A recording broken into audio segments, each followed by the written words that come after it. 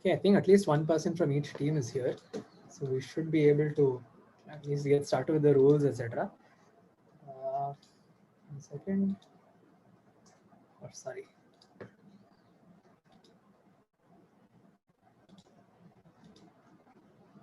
Right, hopefully you can sort of see my screen. Can somebody just say yes or no if you can see the title slide? Satvik, can you see the title slide or something? Just say yes or no.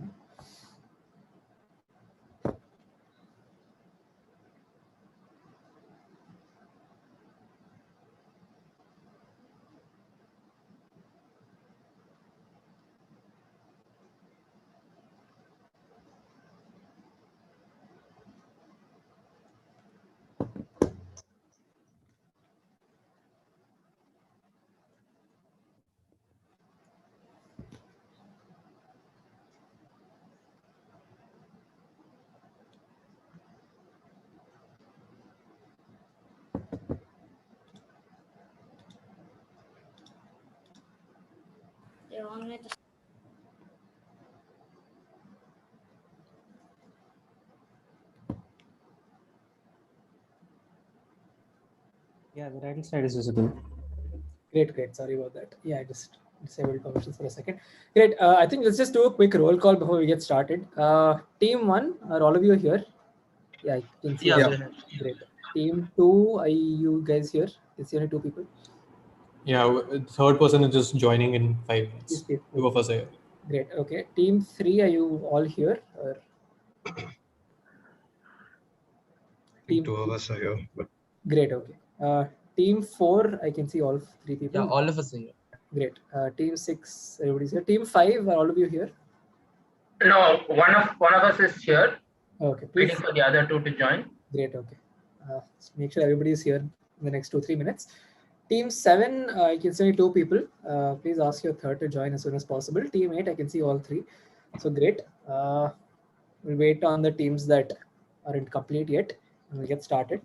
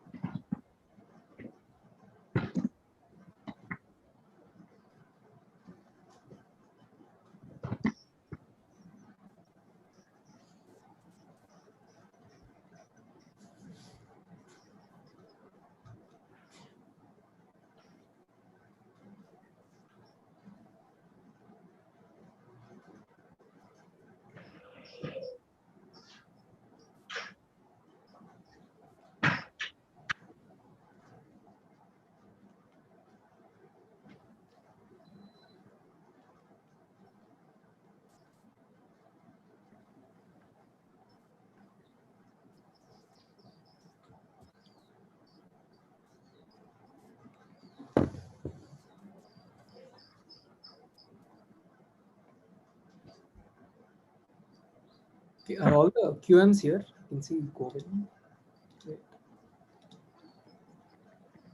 No, I don't think that.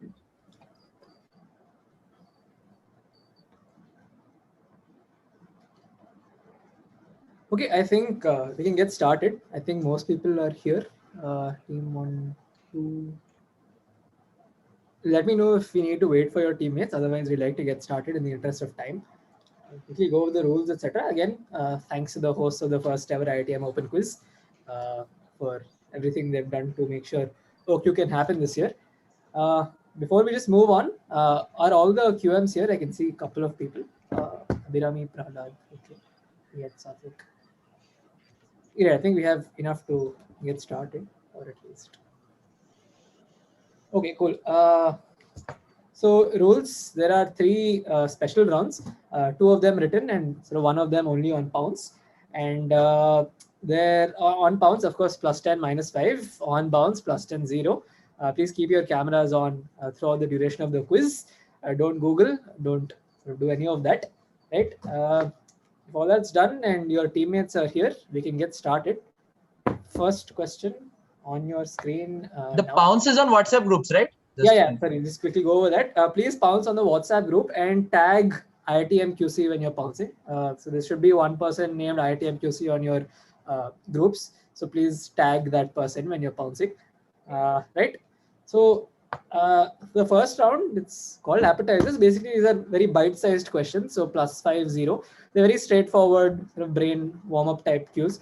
Most of you have seen these Mondays before. So feel free to bounce off. Also, preferably have only one person from your team who's bouncing. The rest of you, please keep your hands on the camera so that only one person should use their phone. Hey, also, can I confirm? I don't see anybody named IITM QC on our group. Yeah, so- same doubt. There's no Okay. IITM QC.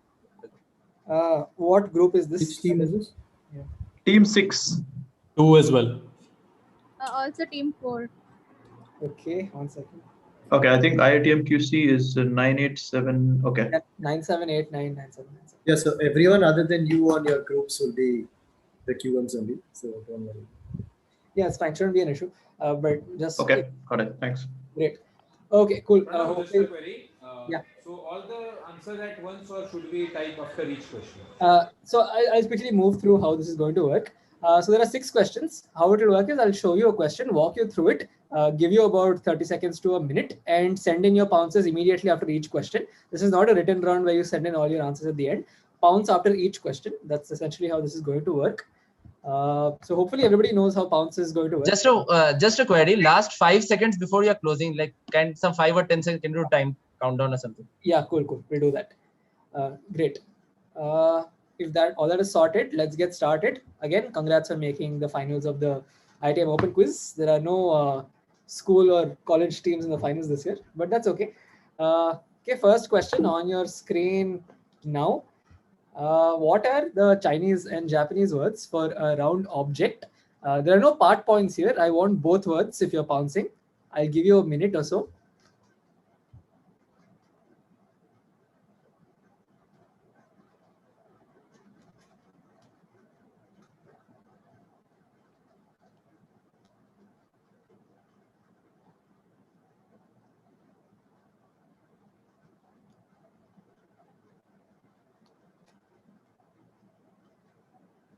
Do we need to tag someone, or can we just write?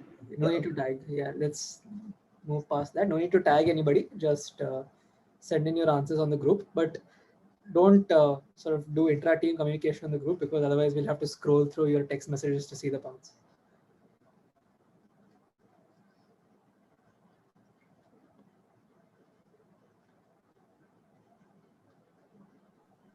Just confirming once. Can you see team 5's pounds? Team 5, yeah, I can see your pounds. Okay, sure. Thank you. Yeah. Okay, I'll close in 5 seconds. You don't have to tag anybody, so it's fine. Somebody's asking on the group. We're not doing that anymore. It's just a high level of bureaucracy. Okay, closing pounds. Somebody can sort of unmute and answer. It's yuan or yen, the currency. Right. Well done. This is how the names for the currency comes out, because there were coins, and coins are obviously round objects, at least most common coins. So points to. Okay, 1 second. Who gets points? Team 6 gets +5. Team 1 gets +5. Team 5 gets +5. 1 second. Anybody else are missing? Also, please don't text on the group until I'm done reading points. Otherwise, it sort of gets annoying. Yeah, anybody else that's supposed to get points that I haven't awarded points to yet? Otherwise, we can move on. Please keep track of your own scores as well. You've not awarded points for team 7. That's why we texted on the group. Right. Sorry. Yeah, anyone. My bad. +5 to team 7 as well. Yeah, I think that's about it. Yeah, in the future, please don't send any message on the group until the scores have been awarded. Otherwise, it's slightly tough for us to sort of keep going back. Okay, next question. This was first used in the late 1800s, this word, and it comes from an amalgamation of the French word for love, which is obviously a fairly straightforward thing, and the Greek word for that, which is tax-free. If you sort of paid attention to the title slide, you should know this word. I'll give you 30 seconds.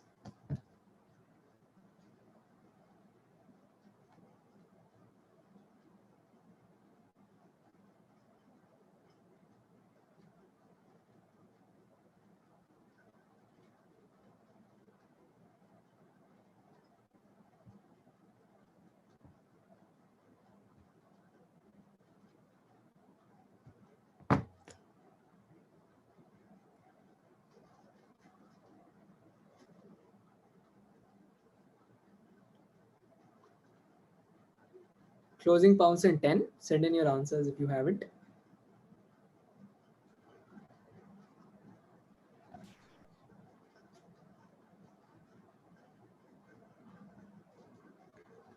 Okay, teams 7, 1, 4, 6, 2, 3, and 5 have pounds. There are no negs, so please go with whatever comes to mind. It's fine. Okay, I think all teams have pounds, so I'll close with that. Yeah, if somebody wants to unmute and say the answer out loud. Okay, I think only one team got it. I'm not sure. This indeed is philately, comes from philo plus atelia, which is that without tax. Points to... One sec. Only 7 done. Yeah, only 7 points. Only to team 7. Nobody else gets it right. Also, one more thing. Please keep track of your own scores in case there's any dispute. You may need to show us some proof. Govind, you're here. No, I think your next question is yours. Okay. It's after this. Here is an image of 3 cricketers who coincidentally played their 100th test match at the same venue, same game. I want you to name the venue they played their 100th test at. Sort of very appropriate given the context. I also want you to name the gentleman on the right. And given you're all open quizzes, I think the person should be fairly obvious. The question was supposed to be sort of aimed to school quizzes, etc. But anyways, I'll give you 30 seconds to pause. Okay, to be clear, our right? Quizmaster? Sorry. Yeah, this person. Yeah, thanks.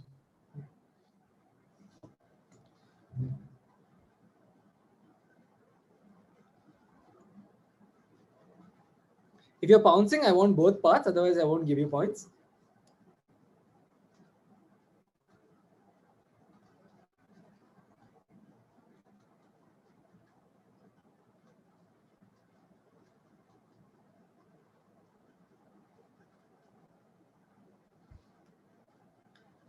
Closing pounds in 10.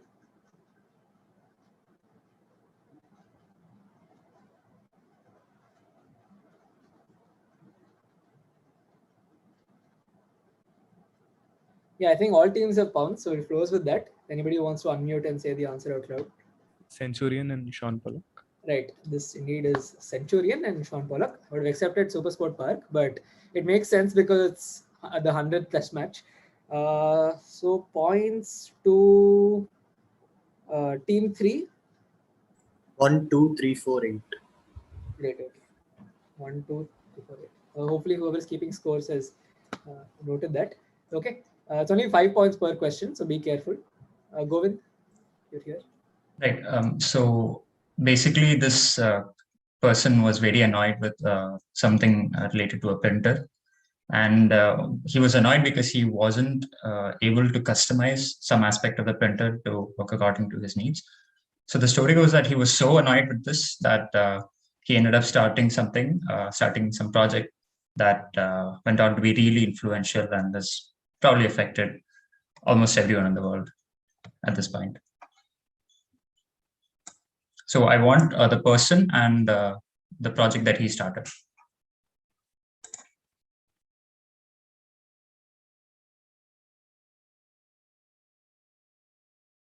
So Pranav, can you keep track of time? Something about 1 minute should be enough.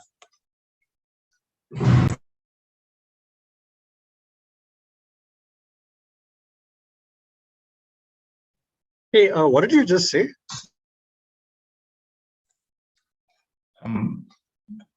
No, I was just talking to Pranav Q1. Nothing relevant to the question.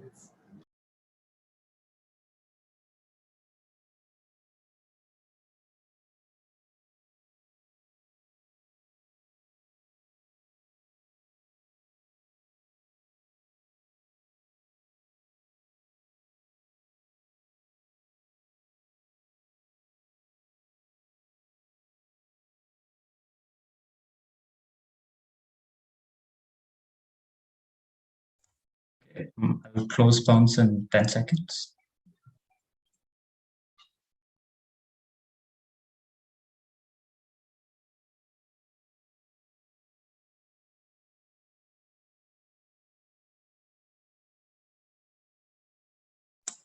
Condor, have you gotten the bounces? Yeah, we can. Okay. Anybody? Does someone want to say the answer? Chester Carlson, Xerox. No. Can we go to the answer slide? This is Richard Stallman and no. So he was basically unable to customize the software the printer was running on. And he was so annoyed with this that he basically started the open source movement and everything. Hey, just not a crib, but Donald Knuth and LaTeX has exactly the same origin. Oh, okay. Were they both annoyed with printers? Yeah. Yeah, right. He couldn't do the typesetting that he wanted. So no, but was he annoyed? He couldn't do it, but was he annoyed? He was annoyed. Yeah, LaTeX was invented because of that. Yeah. Would you accept points for that? Let's not for now. In case we change our mind on this, we'll let you know. Okay, thanks. Okay, so this is something that's observed very infrequently and fairly irregularly. And when this is observed, it's usually applied in a positive sense. And what was strange about last year was that it was applied in a negative sense, right? So basically, instead of adding to something, it was subtracting from something. And what can help you get to the answer is that this is observed because geological and climate-related events can affect something related to the Earth. So I want X basically.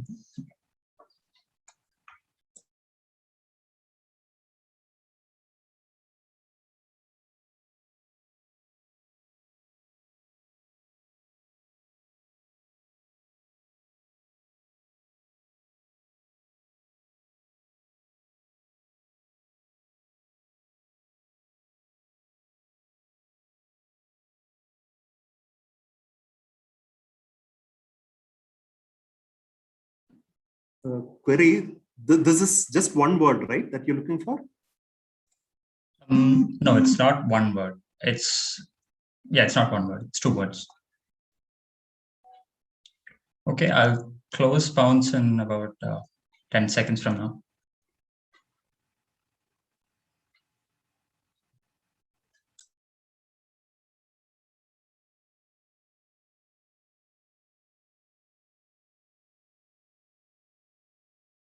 Okay, Condor, did you get the bounces?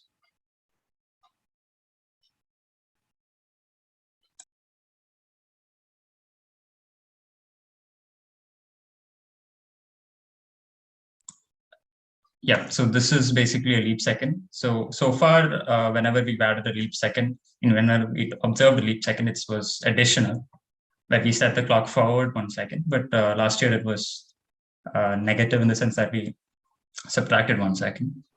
Can you go back to the question once? Yep. Your first line has an "an," which indicates that the word starts with a vowel, while it doesn't. So it's completely misleading. X. Annex. Oh, okay, fine, all right. Yeah. Sorry about that, but okay. Let's do points quickly. Prahlad, are you keeping track of who pounced? Yeah, I think 1, 2, and 8 got it. Okay. Who's in charge of the next question? Condor, can you take over this? I think Meenakshi isn't here. Sure. This is pretty self-explanatory. There's nothing to say too much in this question. Just give me X, fairly straightforward.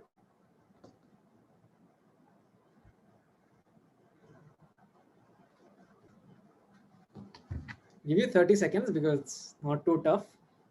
This is the last of the only pounds questions.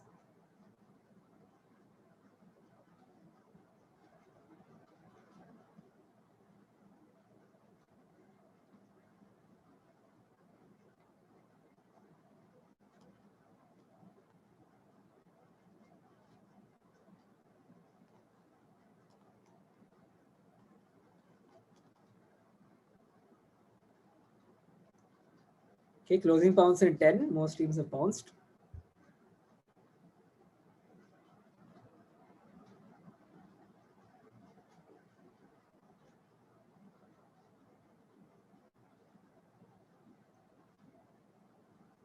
Okay, gotten everybody's pounces. So closing pounce. Moving on to the answer. This is violin.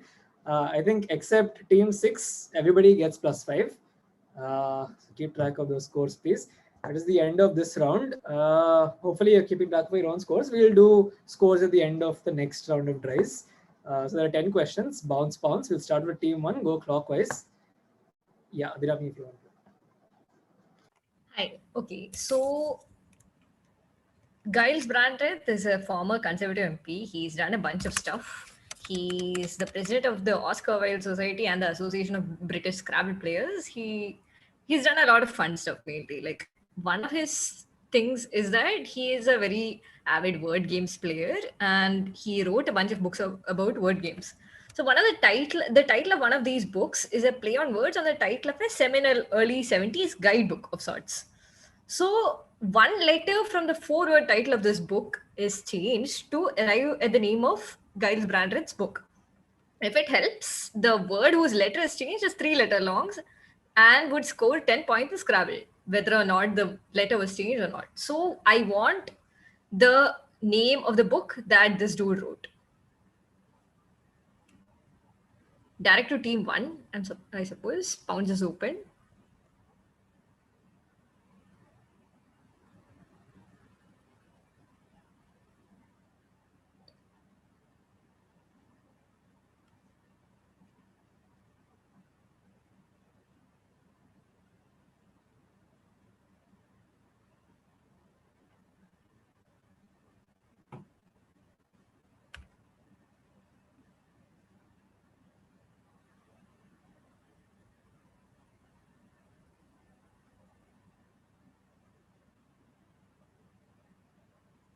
Team 6 has pounds. I think we'll keep pounds open for like 30 more seconds.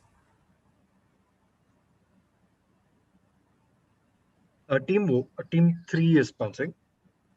Okay.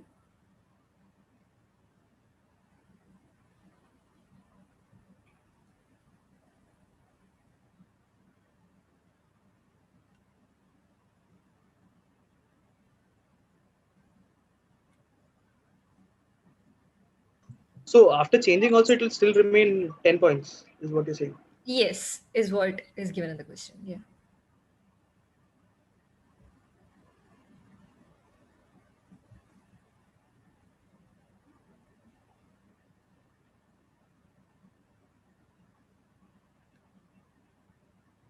Okay, I think we'll close pounds here. Team 1, it's your direct. Can we answer? Yeah. We'll say the joy of Lex. Is right. This is indeed the joy of Lex from the joy of sex. Push, yeah. Can you do points before you move? Yeah. Teams I 1, think. 3, and 6 get.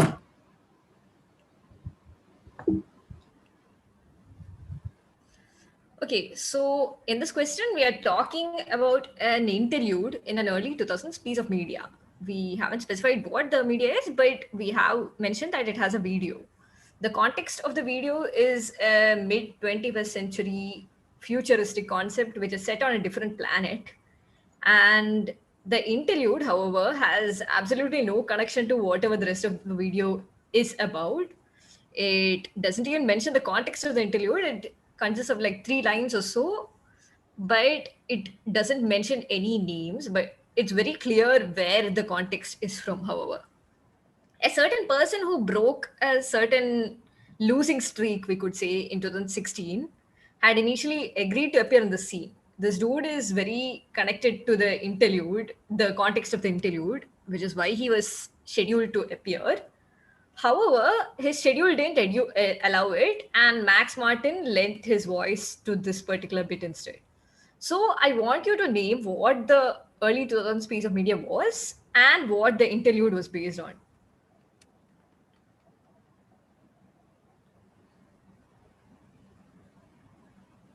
Did you add anything to the streak bit, personal streak? Yeah, I said it was a certain losing streak, a negative streak, Okay. you could see.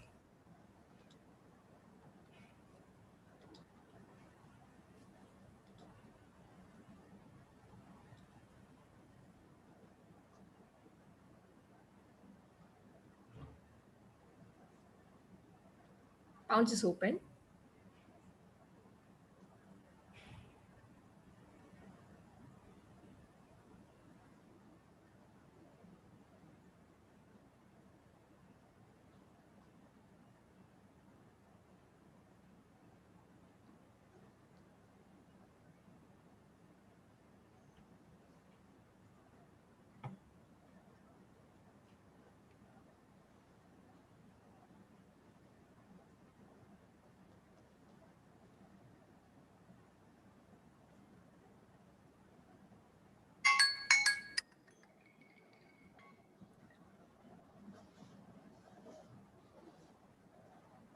Is anyone pouncing? If not, we'll close in another 10 Hey, seconds. can I pounce in like 10 seconds? I'm just Pounce now. Okay, doing it. Team 6. Okay, we'll close with Team 6's pounce. We'll just wait for that to come. Oh, sorry. You're unmuted now. Oh, yeah, okay.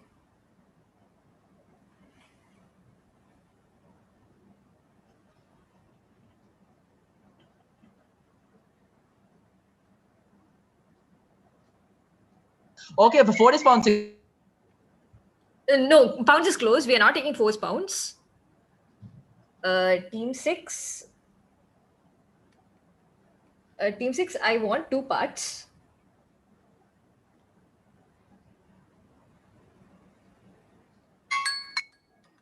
Okay, we have received both parts from Team 6. Team 2, this is your direct. Since Team 1 answered the previous question. We're going to say Team 2 can answer, right? Yeah, Team 2 can answer. Okay, we'll say for part 1, we'll say Crazy in Love by Beyonce, and part 2 we'll go with Holst's Planet Suite. Okay, Team 3.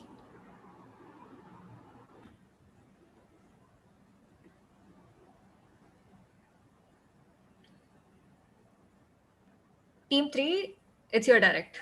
Yeah, hi. The early 2000s piece of media is the music video to Oops, I Did It Again by Britney Spears. And we will say that the interlude was based on Titanic. That's right. This is +10 to Team 3. It is indeed Oops, I Did It Again. And the Titanic was what the interlude was based on. So +10 to Team 3. Next to Team... next to Team 6 for... Yeah. We'll move to the next question. So one more, just another reminder, a lot of your hands aren't visible. So only the person who's pouncing can use their phone. The rest of you, please show your hands at all times. Also, please disable virtual backgrounds because you keep sort of fading in and out. Ideally, we don't want that happening. So please disable virtual backgrounds for the duration of this quiz. Thank you. We'll move to the next question. Okay. We are a photographer with the Dallas Times Herald in the mid-20th century. We are talking about this guy called Bob Jackson who won a Pulitzer Prize for a particular photograph. But at the time, he was more depressed about not capturing an incident that actually led to the scene, which happened 2 days prior. He was one of the few people to see the dash, something I blanked out here. It's kind of relevant to the question, but I don't need what is happening in that. He saw the dash in the 6th floor window of the Texas Book Repository. But his camera had no film and he couldn't capture this subsequently. He was sent to the police station 2 days later on Sunday to get more photographs and was nearly reassigned and had to go to a press conference instead, but he refused to move from his place. This led to the circumstances that were eventually captured in the photograph that won the Pulitzer Prize. So what exactly was happening in this photograph? Pounce is open. Team 1 has bounced. Team 1 has bounced. Team 5 has bounced. Team 7 is pouncing. Team 3 is pouncing. Yeah, Team 8 has bounced. Team 6 has bounced.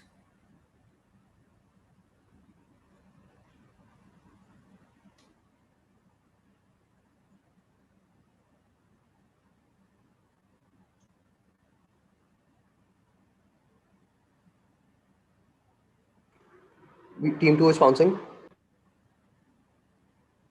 We'll close bounce in 5 seconds. Team two is bouncing. yeah, we'll close with team 2's.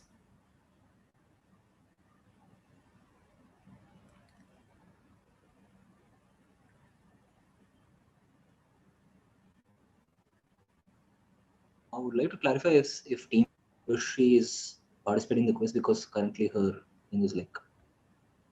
Team 2, I would like you guys to clarify, like, give me one answer. Yeah, we're just doing that. Yeah. Team 5 members, could you just confirm whether Devashri is participating? Because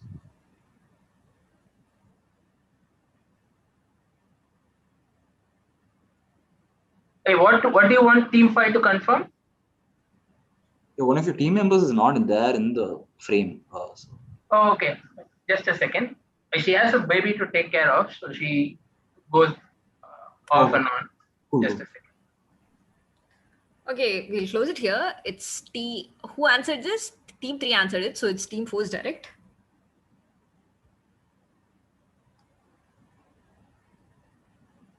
Team 4.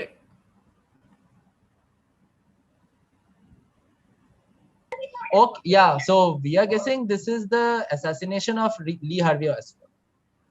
That's the. This is the assassination. The photo of assassination of Lee Harvey Oswald. Yeah. Yeah, that's right. We'll give you +10. Can you move to the? Yeah, this is a photograph of Jack Ruby shooting Lee Harvey Oswald. I think everyone gets it for this one. Team 1 gets, Team 2 gets 4. Yeah, everyone gets points for this question. Team 3 gets -5.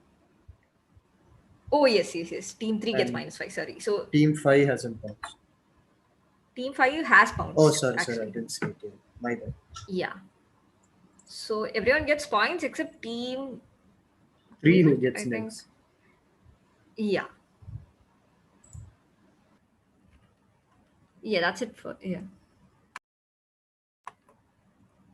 Okay, so there's a project that was there sometime towards the end of the 1980s, and part of the funds from this project was used to establish an NGO that initially was supposed to help a group of people that was involved in the project, but has since expanded a lot and now works with many thousands of people in mainly these 3 cities, Delhi, Bhubaneswar, and its initial location, which was in Mumbai. So what group of people does this NGO help? It helps if you can work out what project might have had people from a group that needs this sort of help involved in it. Any hints? Sorry? Any additional hints? So it's from the... No clues. That's fine. But it's a project from the Team end of 1 the has 80s. already bounced. So Team 1 has bounced? Okay. In that case, yeah, I'll not give clues. Team 3 is going to bounce. Okay. I'll give you another 20 seconds.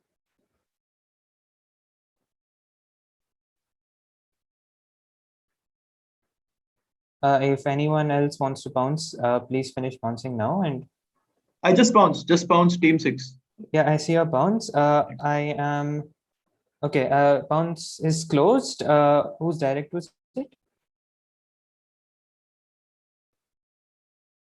Team 5 answered last, no? I think. Team 4 answered last, I think. Okay, right. So it's Team 5, sorry. Yeah. Okay, so in that case, Team 5, could you please? Hey, can we still bounce? No, bounce is closed. Team 5, can we have you? Team 5, it's your direct, right? Oh, it's our direct. Okay. Thanks. Yeah, can we have your answer, please? Okay, just a second. Okay, it's our direct. It seems.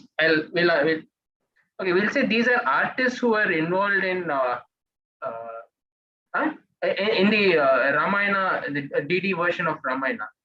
Okay, I'm passing. Team 6. We bounced.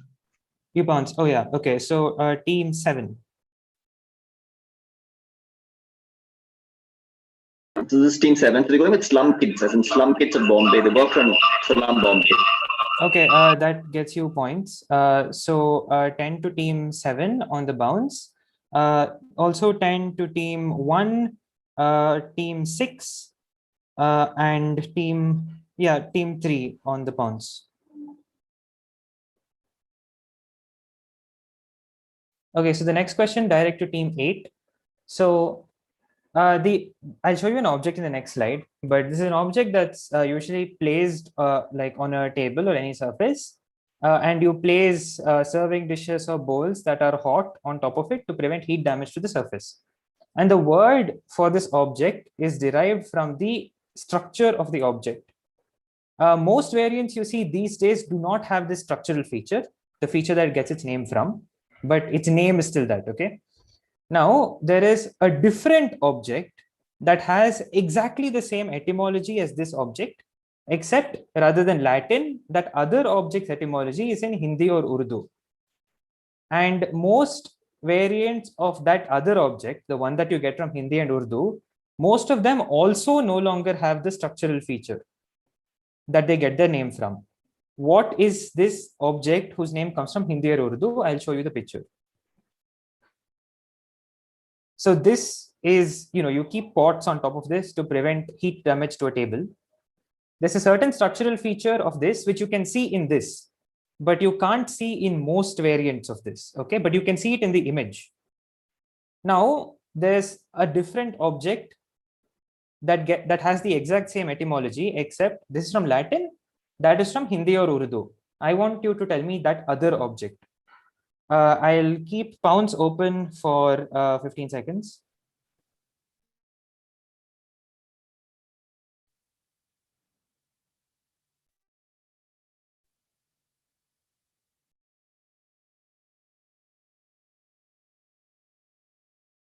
Team 1 is pouncing. Okay. Not tripod. Send me your pawns quickly.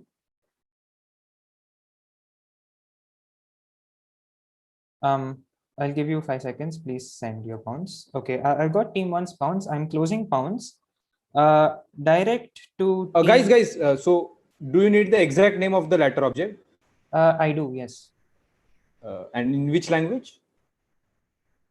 I mean, you can give it to me in English. You can give it to me in Hindi or in Urdu. It's all the same.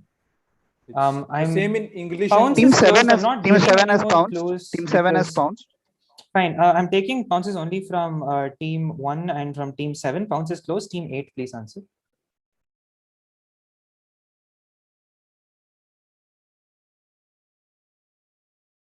Team 8. Yeah, we'll just say teapoy. Yeah, that's the right answer. So team 8 gets it on bounce. Team 1 and team 7 both get it on pounds. So next direct is to team 1. So this is a slightly convoluted question, but so in 1834, this dude invented a self-lighting cigar, and he named it like this. He took a Latin prefix that means from a place, and he combined and to the end of that he added an Italian word that means fire, but he changed it a bit. Okay, now that word soon, like within a decade, it came to be used for self-lighting matches, not just cigars. Okay, that word was also used for like this faction within New York's Democratic Party. It was a populist faction. Because of this reason, that's not really relevant. The Whigs used it to make fun of the entire Democratic Party, except they interpreted the same word in a different way. So the first part, instead of taking it from Latin and Italian, they took it to be from Spanish and Latin, such that rather than meaning from a place and fire, it meant mad and focus, sort of. So the two parts of this word rhyme. What's the good word? The second part of the question is that the cigar was named that because the prefix had very recently entered the public consciousness. As part of a different word, I want you to give me that word as well. Keep in mind that this is the 1830s, the early 1830s. Team 2 is sponsored. There are two parts of the question. If you're pouncing, you're going to have to give me both parts. Team 6, you've Sent me only one part. I'm allowing you to like either retract your pounds or to give me both parts, please. Team 2 is pounced. I have pounces from team 2 and team 6. I'll close pounce in 10 seconds.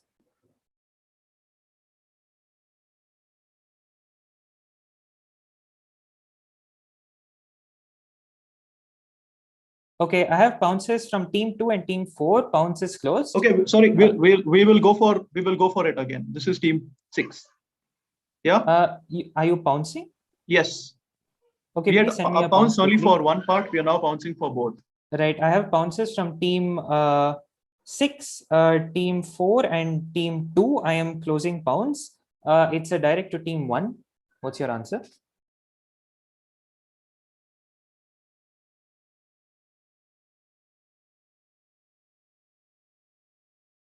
Team 1, are you there? Yeah, can we answer? Yes, please Hello. answer. Yeah. So this Team is 1. Loco, Foco, and Locomotive. Yeah, that gets you 10. So 10 to team 1 on the bounce, also 10 to teams 2, 4, and 6 on the pounce. Okay, so Simeon Stylites was this 4th century Syrian Christian ascetic, and he was known for doing penance on a small platform on a pillar near Aleppo for 37 years, and he's considered an icon of Christian asceticism. So there's a 19th century work of literature that likens people who are assigned to a certain job to this guy, because these people, like Simeon Stylites, spend many months over the course of their life, not necessarily at one go, but many months over the course of their life in a similar isolated location that has zero comfort. What job are these people assigned to do?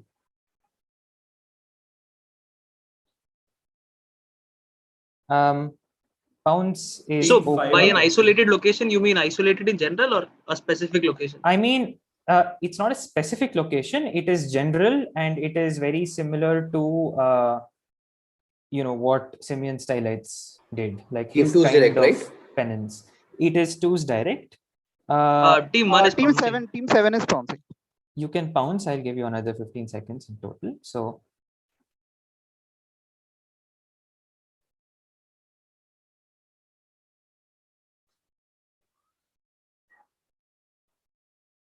three, two, Team one. 3 are pouncing. Please pounce quickly. I'm closing with team 3. Nobody else gets to pounce. 7 is also pouncing. 7, I got your pounce. I haven't got team Okay, 3's sorry. pounce yet. Team 3, are you pouncing? Okay, closing. It's a direct to team 2. Team 2, can I have your answer? Yeah, they're lighthouse keepers. Passing team 4. Yeah, so basically we'll say these are like people in jail who have to, like, they're prisoners who have to work, like you have to do all the menial work in jail, and you have to do building works, etc., crime and punishment. Right, that is not correct. Team 5 pounds, 6 pounds, 7 pounds, 8 pounds, 1 pounds, 2, it was 2's direct. Anyone in the audience?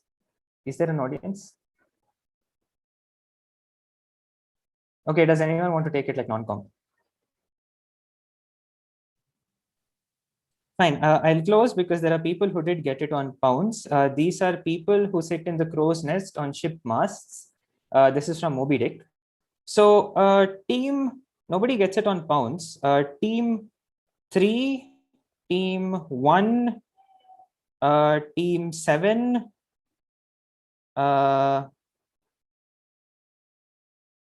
and team 8 get it on pounds. Team 6 and team 5 get -5. Hey, did you mention team 3? I think I did. Team 3 gets. Yeah, so team 3 also gets +10. So basically 5 and 6 get -5. Everyone else who pounced, which is 1, 3, 7, 8. Yeah, they get +10. And nobody gets it on bounce. Okay, so there's a book called Colonizing the Body about how colonial governments dealt with disease and stuff. It's by David Arnold. And he talks about this interesting discrepancy between something that happened in Bombay in 1896 and previous times when similar things happened in various parts of the country. So his hypothesis is that this happened because in 1896, the people's first experience of this was actually the government's reaction to it. And it came in the form of these swift, panic, draconian measures that the colonial government took, which is why most people place the blame for this on the government rather than on supernatural forces. I want you to tell me what discrepancy he's talking about. I will close pounds. Wait, do you need what happened, or like what exactly do you need? No, I want you to tell. So basically, when previously when these things had happened in India, people would often blame supernatural forces. That's in the question, right?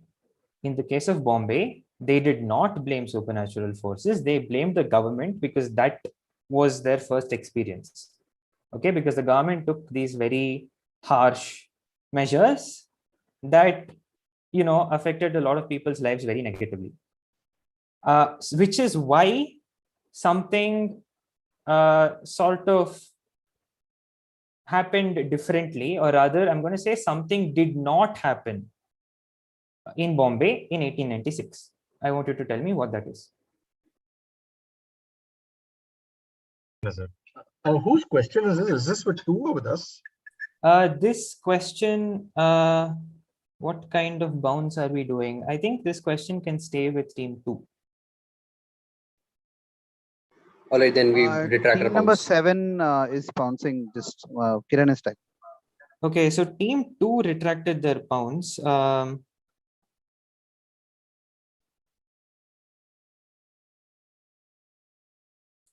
Team 7 is bouncing, right? Okay, I'll give you another 10 seconds.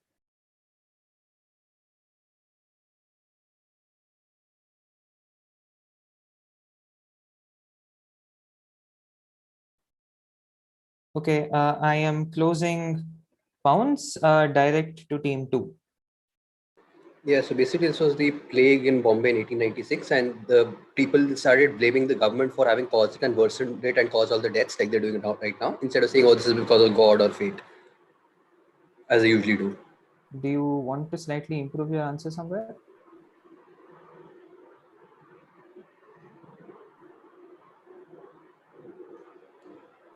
I mean, like, can you be a little more clearer what you want from me? Not quite, because there have been. I mean, I can't understand what you want, because like. In the sense that people do, you know, blame fate in general, but this is a very specific happening that happens. Satvik, don't give it. We'll try on the bounce. Hang on, please. I'm asking for a clarification. Why are you jumping in? Okay, no, stop. Okay, so I'm going to pass team 2. We'll go to team 3.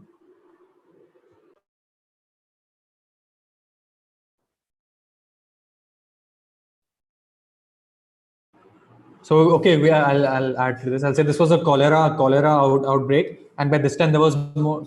Plague. It was a plague only. Essentially, they said lockdown kar diya वगैरह types, and they didn't like I lockdown. passed team 2. It's currently with team 3.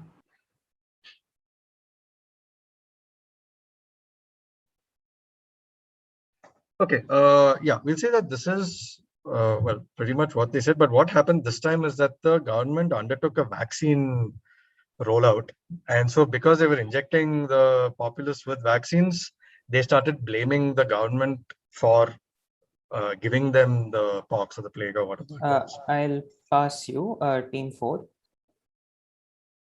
I'll say that this is definitely the plague of 1896, and the supernatural force. Before this, they used to think that the rats are related to Lord Ganesh or something. So they used to think that it's Lord Ganesh Vrat, and this time they just blamed it on the government, something on those lines. No, team 5. Okay, we will say this time the colonial government closed down places of worship like temples and so on. So the people said, if we had kept it open, we could have prayed and we could have been saved. But you did. That's why it's the fault of the government, not supernatural cause. Okay, team 6. So it is the 1896 plague, certainly. So what was new in that plague outbreak was the first time there was forced quarantine, and basically healthy people were forced to quarantine in hospitals or with other patients, and hence they started getting the plague, and more people died because of that forced quarantine. So that was the thing, that if you just left us to ourselves, we would have prayed and gotten better, but you forced us all into the hospitals, which is supposedly the scientific and place where you go for treatment, but we died because of that, because of you forcing us to go into the hospital to quarantine. Okay, team 8. Okay.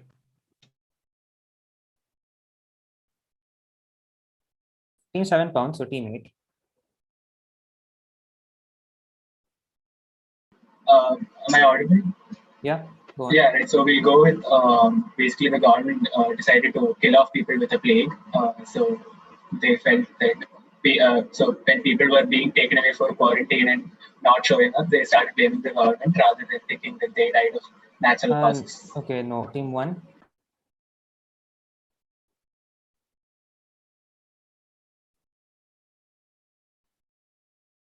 Team 1. Should I say my answer? I'm answering. Yes, I'm calling team 1.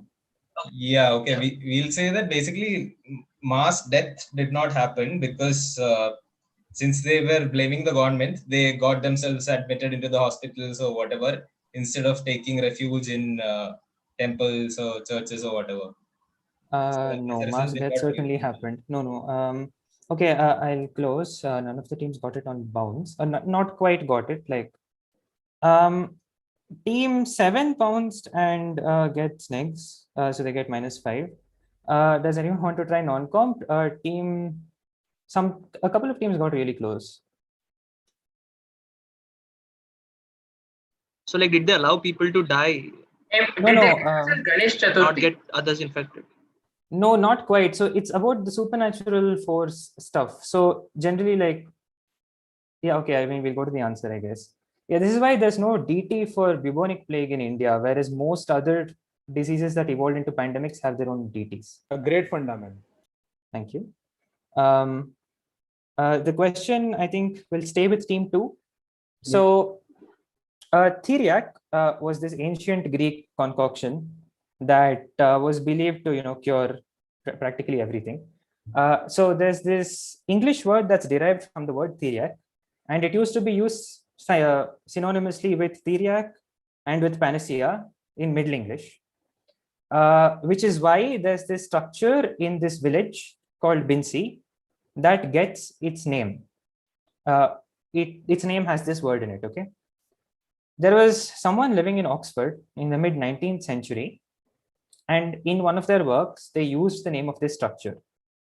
In that work, however, like, everyone interprets this structure's name in the modern English sense and not the Middle English sense. And in the modern English sense, it makes no sense because in the modern English sense, this word has nothing to do with healing, which is why, there are a bunch of confused people there. What is this structure called? You can look at the word Theriac. You can try working things out from there. You can try and figure out what kind of a structure can exist whose contents might have healing powers. And then you can also work out who this person might have been. So I will give you 15 seconds, and then I will close Pounds.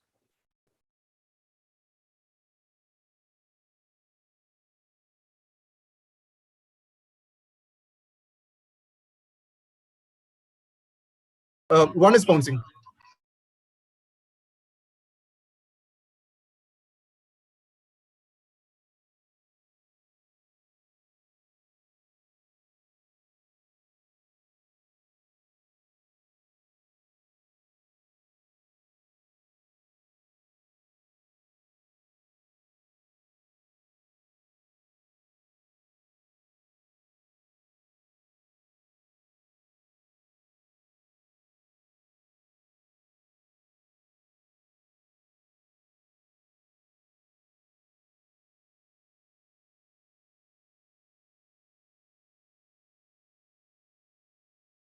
Whose question is this?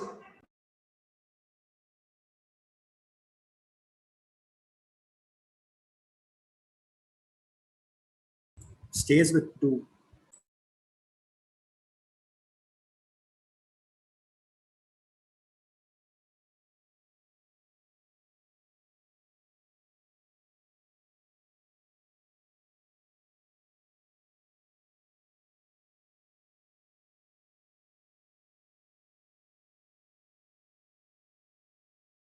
Hello, I'm very sorry about that. My internet gave out. Am I audible? Yeah, you're audible. Okay, sorry. So, did you take bounce?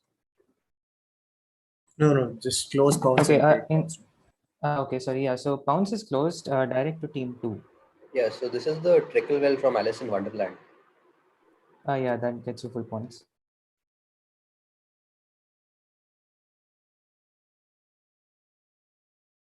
So plus 10 to team 2 on bounce. Pounds, are you checking or? Then plus 10 to 1 and But minus 5 okay. to 8. Okay, my net is still bad. Sorry. Okay.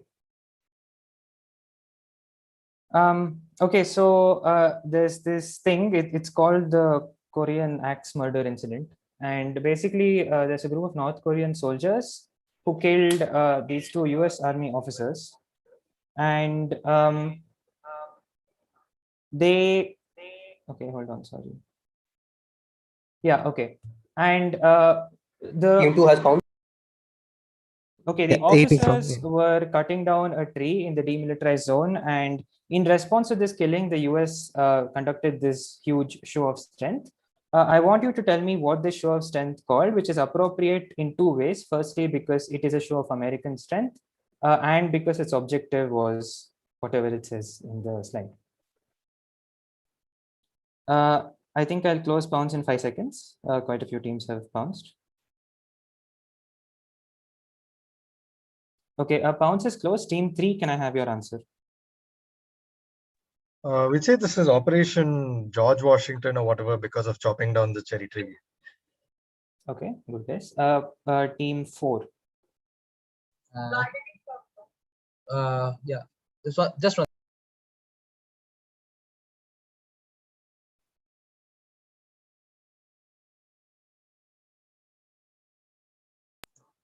Okay, so we'll say this is probably Operation Valkyrie from Ride of the Valkyrie Apocalypse Now. Right. Okay. Team 5 bounced. Team 6. We'll go with Operation Paul Bunyan because he's the only other points. famous American we know who's cut trees other than George Washington. Okay. Yeah. Correct. Fine. Oh. So, plus, okay. Congratulations. Team 6 gets plus 10 on the bounce. On the bounce, points to teams 1, 2, 5, 7, and 8. Right, I think we'll quickly do scores now. Aditya, can you just present your screen and show everybody the scores? Mukherjee, are you here? Yeah, okay, great.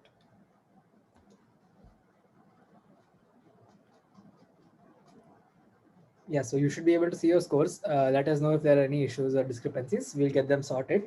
But otherwise, those are the scores. We'll move on to the next written round. We'll move slightly faster on the next set of drives, etc., just so that we can get through the quiz on time, right? Hopefully everybody is back and nobody's sort of taken a 2-minute break. You can do a quick break after the next round or so. Right, so before we get started, we'd like to thank our sponsors again, the South Indian Philatelist Association, for their support in making sure Open Quiz can happen this year. So there are 5 questions written round. So you send in all your answers at the end. 1 dot answer, 2 dot answer. Similarly, send everything at the end. Don't send after each question. We'll get started. First question on your screen now. So a certain country had released their first ever sheet of stamps in the mid 1800s, having face values of 30, 60, and 90 rays. So I want you to tell me which country that is for half points. And for the other half points, I want you to give me the common name of the stamps, which are the blanks in the first paragraph. So the common name, it's fairly unusual and it derives from the ornamental value figures inside the oval settings. I will move to a bigger image on the next slide, but also the arrangement of the stamps in the sheet shown here. So if you get the answer, you can sort of verify it by looking at how these stamps are arranged on this sheet in this image. Right. So for half points, I won the country, which you can work out from currency, I think. And for the other half points, look at sort of what is inside this oval, I'd say, and as well as the previous sheet. I'll give you 30 seconds to pounce. Sorry, not pouncing, not pouncing. This is a written round, so I'll give you 30 seconds before we move on to the next question. Can you please go to the text? Yeah. Text. Yeah. So the nickname is 2 words, right? Like the blank indicator. 2 words. Blanks are indicated throughout the quiz, I think.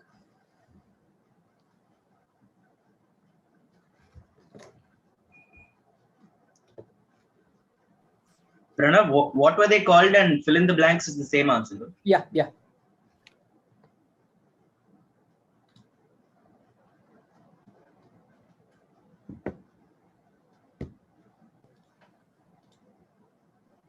Hey, can you just go back to Just the one bigger sec. image once? Do we have to send one by one or together?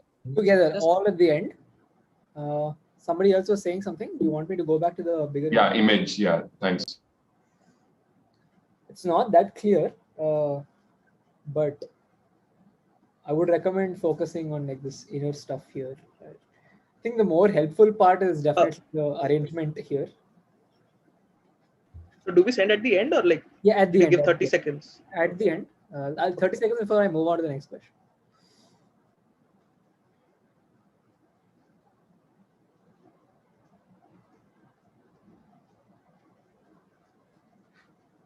There are no negatives here, so don't worry about all that.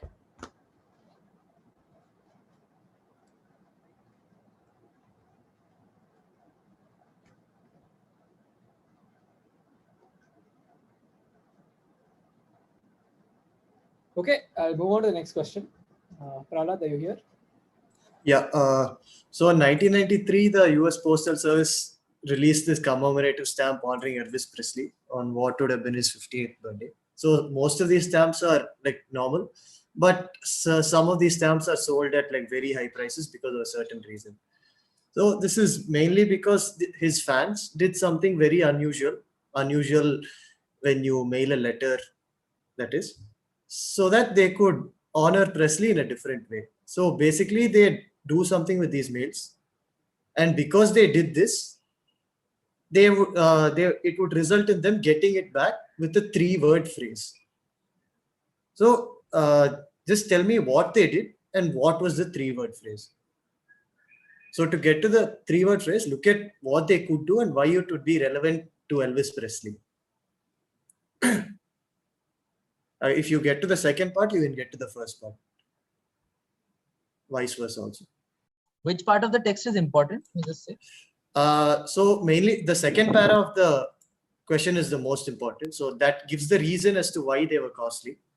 So just read the second para. And then can you tell us if we need to collate everything and send it, or it's a one-by-one thing? So just send all your answers at once. So in your message, put it as question 1 or like 1, your answer for the first one, 2, your answer for the second one, and so on. Okay, so we collate and send in the end, right? Okay. Yeah. Fine. So you can ignore our pounces for now. Thanks. Yeah, fine. So we'll stay on this for 30 seconds and move.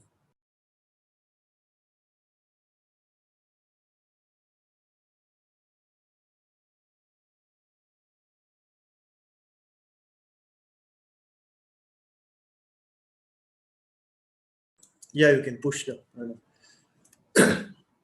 Right. So the first series of postage stamps in Belgium depicted King Leopold I and were colloquially known as blank. So the name is derived from something that the king was known to sport very regularly to showcase his high rank in the pecking order. So the blank shark, so both the blanks are the same, is a long-tailed carpet shark that shares its name with the stamp due to one particular reason. So if you fill in the blank, you give me the stamp name. And on the next slide, there are a few images. So, and give me the reason why the shark is named the same as the stamp.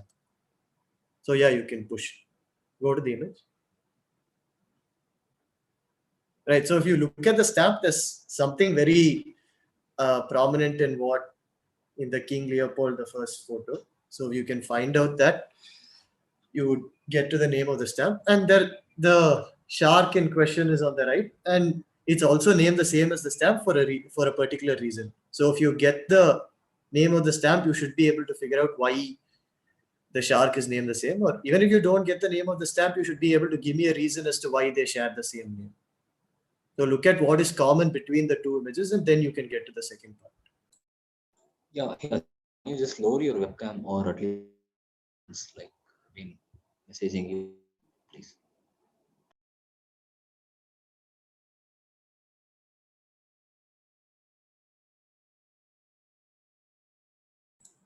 Again, please make sure both your hands are visible at all times, especially those who aren't bouncing. We'll move in 10 seconds. Yeah, guys, I would Can you go back to the text? Wait. I would prefer people not using WhatsApp, because we have no idea whether you are using something else to Google, or like we have no clue. It's better if you use your phone to send the bounces instead of using WhatsApp web. I said before, so it's better if you don't use WhatsApp web for bouncing.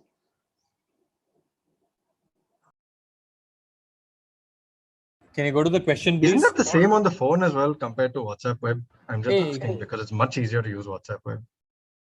Agreed. I mean, like people can Google on the phone just as easily. Yeah, seriously. I mean,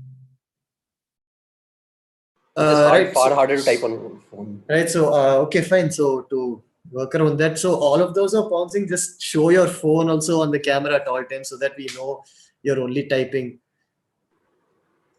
Just show your phone so that we not during the written round. Not during the written round. During the tries, make sure your phone is shown so that we know you're bouncing. Yeah, you're actually bouncing.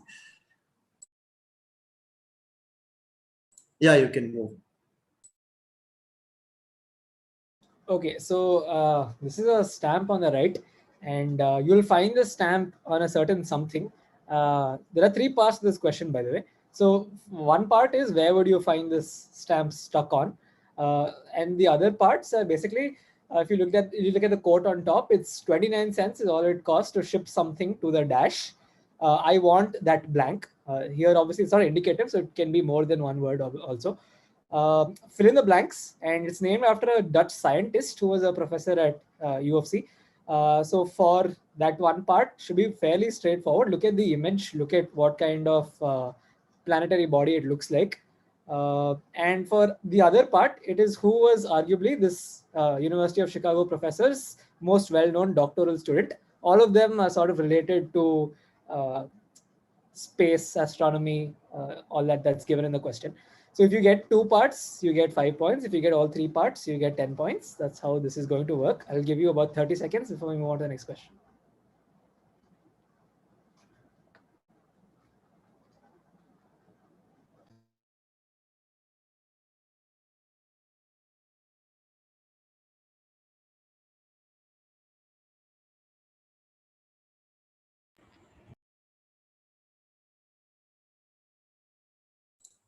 Despite repeated requests, someone isn't lowering their webcam next time.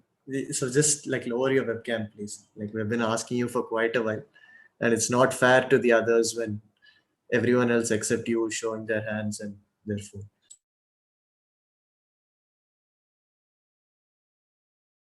So, guys, FITB is named after the Dutch scientist. Yeah. Okay. This part is named after a Dutch scientist who later. So hang on, you want the Dutch scientist, you want his student, and you want the stamp, where it was.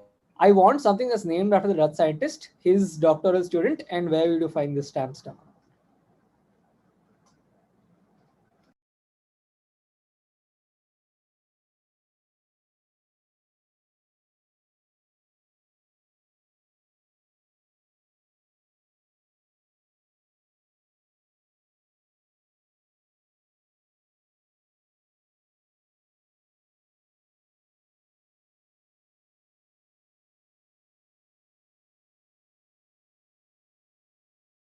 Okay, I think that's enough time. So we'll move on to the next question. Last of the tries.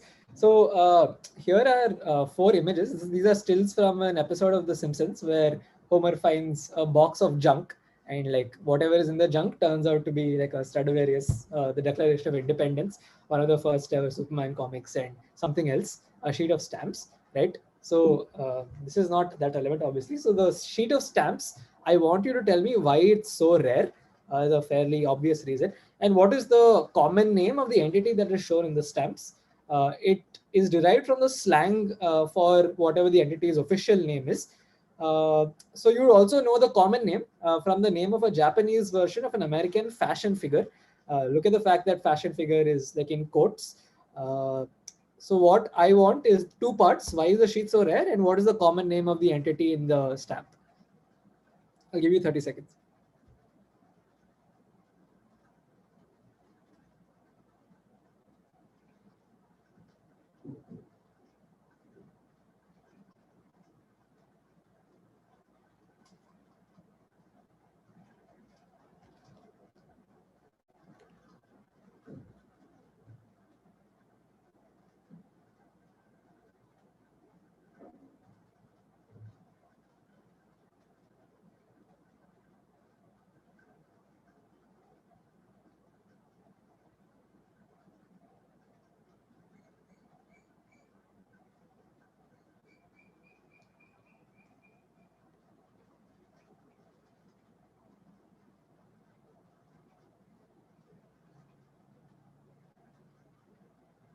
Okay, I think that's enough time. I'll just quickly cycle through the questions again for numbering, etc. Please start sending in your answers.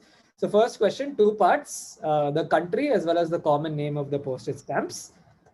Second question, what did they do? What is the three-word phrase? Again, two parts here. Here also fill in the blanks and give us the name for the shared, give us the reason for the shared name.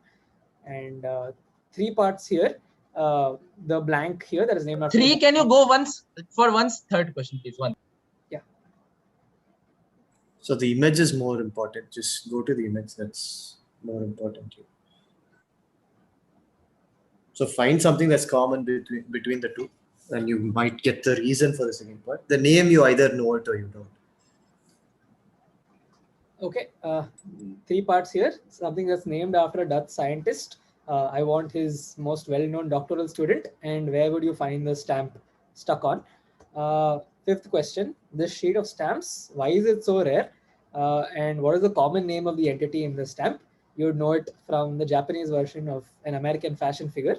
That's about it. Please start sending in your answers. We'll give you 10 seconds.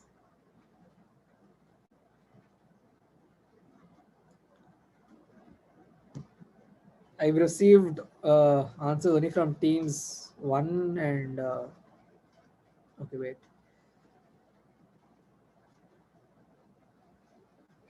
Send 1257 have sent. Right.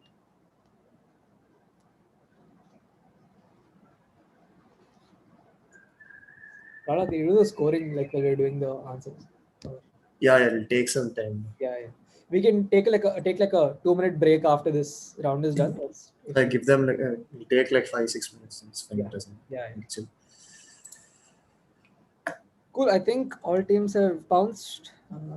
1, 2, 3, 4, 5, 6, 7, 8. Great. All teams have bounced. So we'll move on to the answers. Feel free to unmute and answer. What is it, guys? Country and what are they called? Take a guess. It's fine. Is it New Zealand? It's not New Zealand. It is not really New Zealand currency. But okay, fine. We'll move on to the answers. This is Brazil and Nice, very nice. Not Portugal. Reis is the Portuguese currency, but when Brazil was a Portuguese colony, it was their currency as well. So well done if you got that right. Next question. Return to sender. Return to sender. Yeah, so return to sender is correct, and yeah, they basically sent it to fictitious addresses to get it back with the words return or return to sender stamped on. Any guesses? Epaulets, that's what the shark is wearing on his shoulder as well. Right, so perfect answer there. Kuiper, Carl Sagan, and Voyager. This is not Voyager, it's New Horizons, but Yeah, you get 5 points for the 2 correct parts. Well done. What about this? They were printed upside down and they're called inverted jennies. Right. Holy shit. Why did we overthink it? Overthink it. Sad. These are inverted jennies, and the jenny is the Japanese version of Barbie. So that's the funda there. So well done, guys. We'll quickly do scores. Take a 5-minute break. Come back at around 6:25. We'll sort of move with the next half of the quiz and get it done with as soon as possible. Be back here by 6:25. Could you just give us the scores for this round first before? Yeah, we'll take some time to compile all the scores. So when you're back, we'll do scores. How many points per question? 10, is it? Yeah, 10 points per question. And if you, for the questions that have 3 parts, if you get 2 out of the 3, you get 5. And if you get all 3 parts, you get 10. Sure, thanks. Can you move back to the third answer once again? I want to see what the answer was. Was this a 2-part question? Yeah, okay.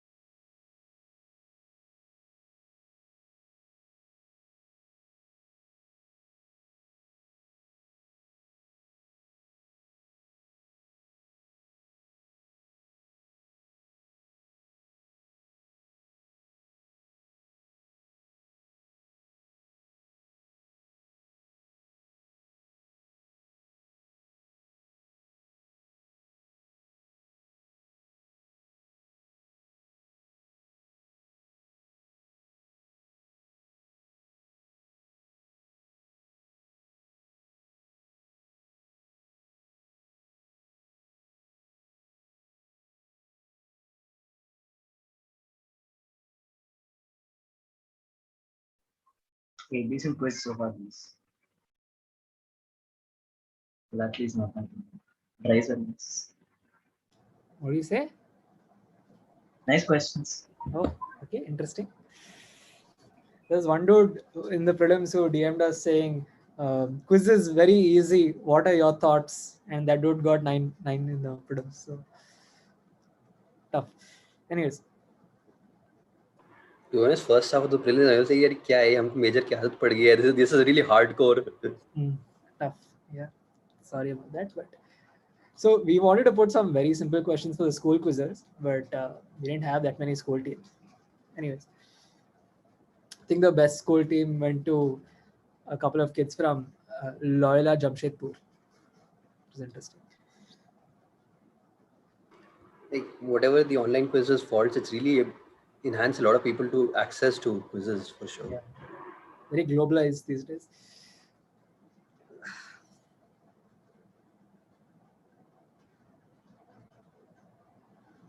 Okay, make sure your teammates are here in the next minute or so. We'll.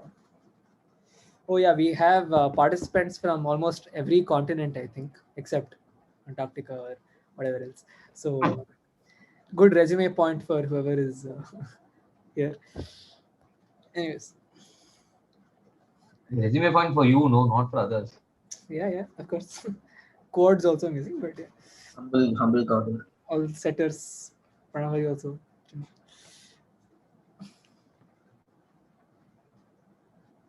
January doesn't need some international quiz and all on his resume. Right. He has Crucible, that's more than enough. Anyway, he's winning blues, no, this year. Dual degree. Next year.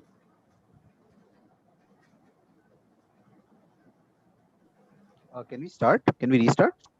Give us a minute. We're tallying scores and should get started another minute or so.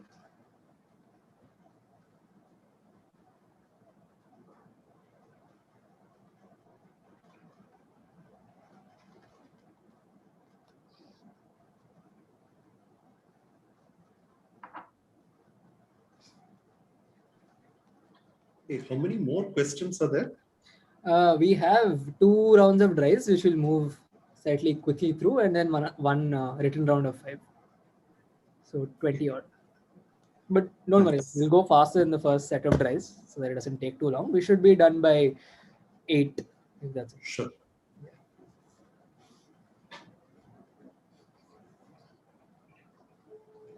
Mukherjee, are you here for the scores?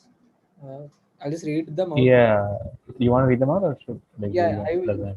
Just give me a second. I have scores for teams. Yeah, I have all scores. Team 1 gets 50. Team 2 gets 45. Team 3 gets 35. Team 4 gets 20. Team 5 gets 25. Team 6 gets 30. Team 7 gets 30. Team 8 gets 15. If anybody has an issue with those scores. Team 1 will be on 45. We didn't Yeah. get your Right, answer. Yeah, we just checked that. That is 45 itself. Yeah. Yeah. Honest results, but yeah, not bad. Okay, I think we can move on to the next set of drives. Hopefully everybody's Just 1 minute, guys. Okay.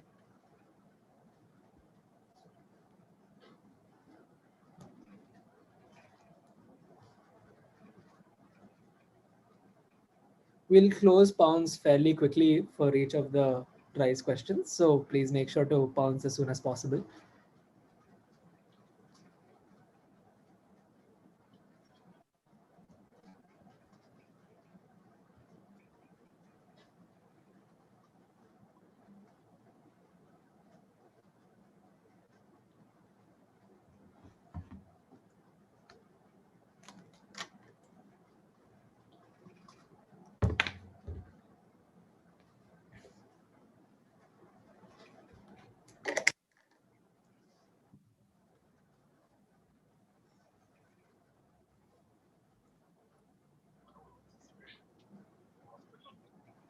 Sorry, what?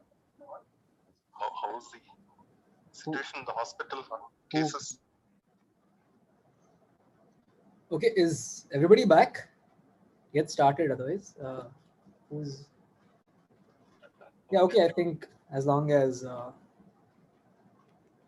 nobody's objecting, we'll get started with the next set of drives. Whose question is this? Yeah, this is my question, Andrew. So there's this art form that you'll find in most countries in South Asia, but it has slightly different characteristics in different countries. So for example, in Pakistan, it's more intricate and uses a lot of colors. In Nepal, it features a lot more lettering. In India, the color, it is colorful, but it's like somewhat more subdued compared to the kind in Pakistan. And it often has these, patriotic elements for this reason. So there was a gallery that's set up for this in Mumbai recently. I have an image. It's from the gallery. Let's just look at the image. So this image is from the gallery. Team 1 is there bouncing. are certain elements here that should make it easier to get. Team 2 is yeah, eight I is mean, you bouncing. can, any team can pounce. You have 10 seconds. I'm not restricting you. Can you go back to the text, please? Yeah, okay. Team You have 10 5 are seconds. bouncing. Yes, you have 10 seconds. Team 3 is bouncing. You have 3 seconds.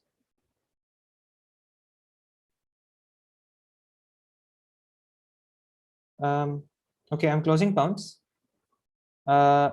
So whose direct is this? Are we going? We go team 8 anti-clockwise. Right. Okay, so team 8.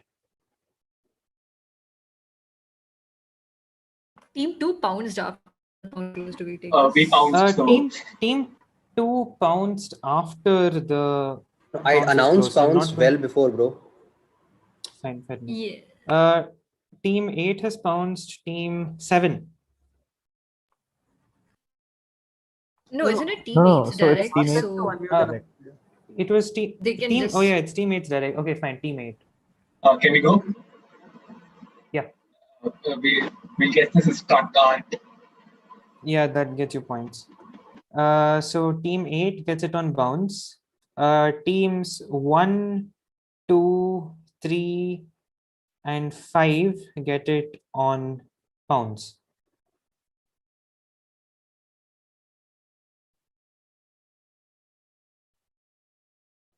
PH, are you here?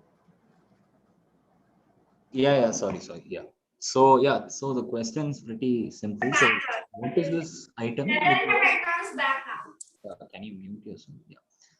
So this is, so if you know something which is very famous from the city of Philadelphia, this is considered to be NYC's answer to it, and it originated from the Spanish part of Harlem.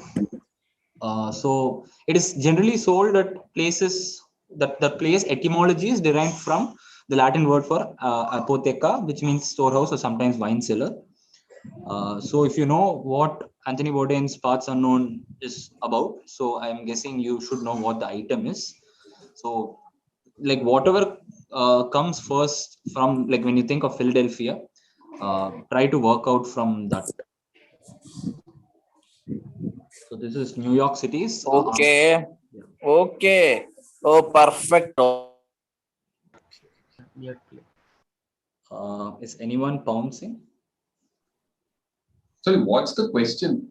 So the question is, we want to answer the invite. You have to give the equivalent of whatever I've written here. So, is anyone does anyone want a hint or? Yeah, give a hint. No? Yeah. So the Philly part is the cheesesteak. So, what do you think is the New York City? The Philly part is a cheesesteak.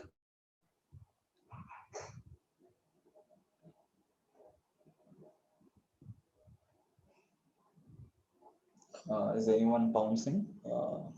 I'm guessing no one. So I think we can take it on the bounce. Whose direct is it? Team 7 still. Team? 7. Team 7. Okay. Yeah, team 7. Go ahead.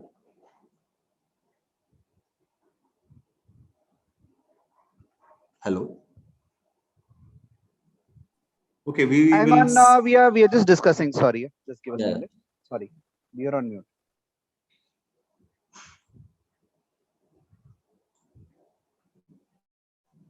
Okay, team 7 will say bodega steak.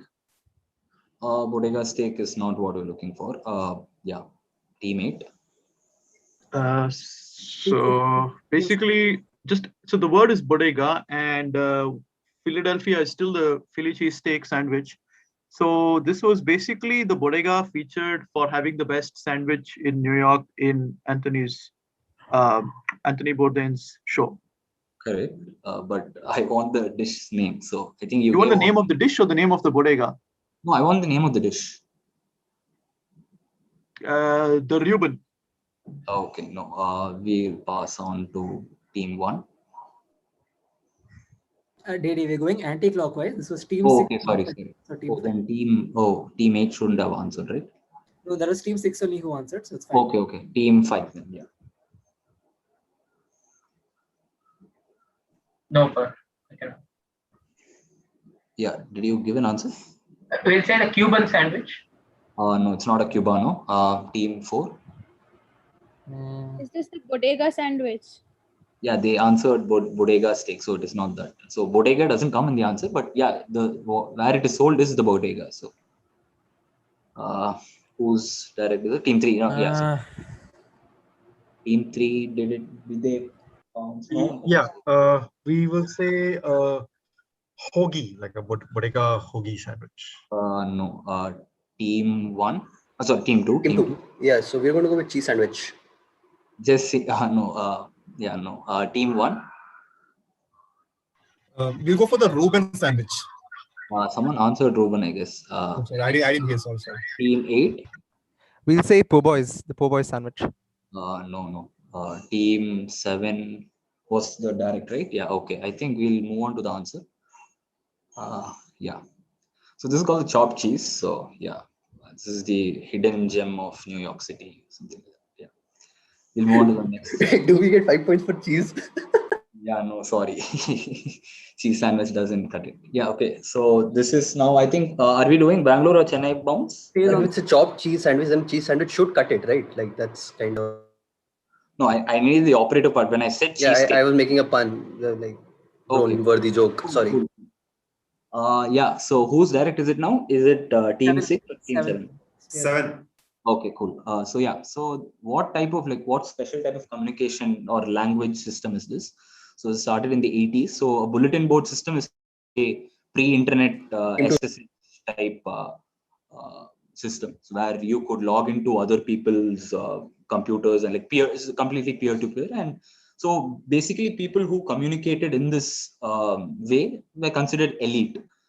So yeah, so this language system currently is like the originator for a lot of the gaming culture words as well. So if you are a gamer or you know what the gaming subculture is about, so there are a lot of words which is being used commonly. It arose from this type of a language system. Team 5 are bouncing. Okay, can you? Yeah. So Team 3 are bouncing. Team 1 has bounced. Team 8 is bouncing. Team 8 has bounced. Team 6 has bounced. And team 2 has bounced. 2 has also bounced. Okay. Yeah. So I'll repeat 1, 2, 1, 2, 3, and 1, 2, 3, 6, and 5. Okay, sorry. 1, 2, 3, 5, 6, and 8 have bounced. So yeah, I think I'll close with the bounce. Can we give the answer? Yeah. This is lead speak. Yeah, this is lead speak. We'll move on to the next question. So, yeah, everybody who pounds gets it right. So that is 1, 2, 5, 6, 8, 3, and 7 gets it on the bounce. Mukherjee. Yeah, okay. So slightly longish question. So this is a hypothesis which is derived from another animal, which the Japanese animal husbandry division tried to employ it on cattle. So what they did was, so they basically they employed this hypothesis on cattle in the aim of reducing something, and that reduction ultimately involves usage of less chemicals to treat this whatever I'm talking about. Now, for the animal which was served as the inspiration, in the answer I want the animal which served as the inspiration for this. So often they say that this is used for say camouflage or confusion of predators, then signaling to its own species, and then thermoregulation. So I have another slide image as well.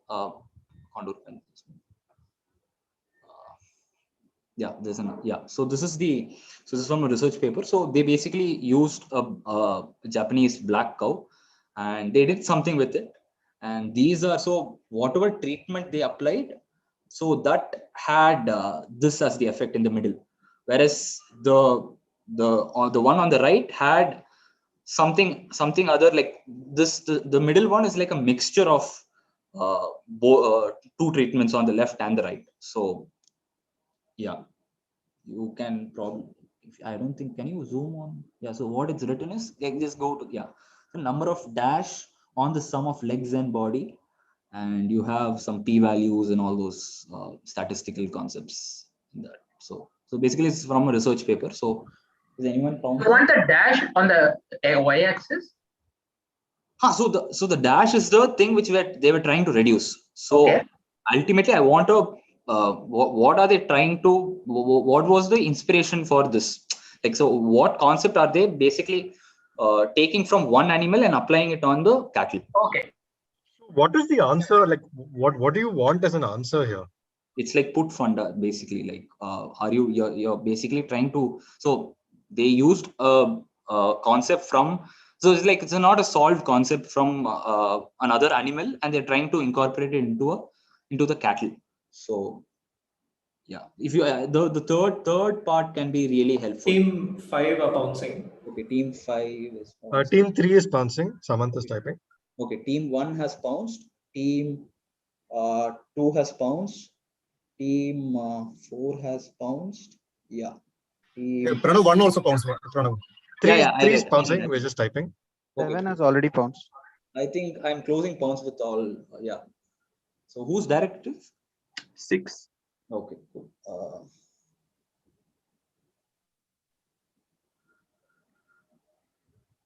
Okay, so team 7, team almost everyone has pounced except for. We pounced, yeah. 4 pounced. Cool. Yeah. Team 4 has also pounced. Yeah, I think everyone has pounced. We can. I think bounce team. Yeah, we can answer. Can we go for it, Derek? Yeah. Yeah, okay. So the hypothesis, so they were trying to reduce the number of flies on cows. And the hypothesis they were testing was whether if they disguise cows as zebras, it would reduce the number of flies because zebras, owing to their natural camouflage, don't attract as many flies as cows. Correct. That's the exact answer. So basically they did this to the cattle. So yeah. Next question. Oh yeah. So I think everyone who pounced got. So who all pounced? Yes, I think everyone get. Team 6 didn't pounce. So 8 didn't pounce. Team 6 and 8 didn't pounce. So except for them, everyone get pounds. So 6 gets it on direct. Oh, sorry. Yeah, team 6. Pranav, I think you can just announce score after each question, no? Otherwise, it will create some confusion. Yeah. Okay. Cool. Yeah. So which infamous incident was this? So and two-parter. If you're going to pounce, we need both in this. So yeah, Sivaraman from Indian Express recounts that first was MGR's death as his highlight, and then Rajiv Gandhi's assassination.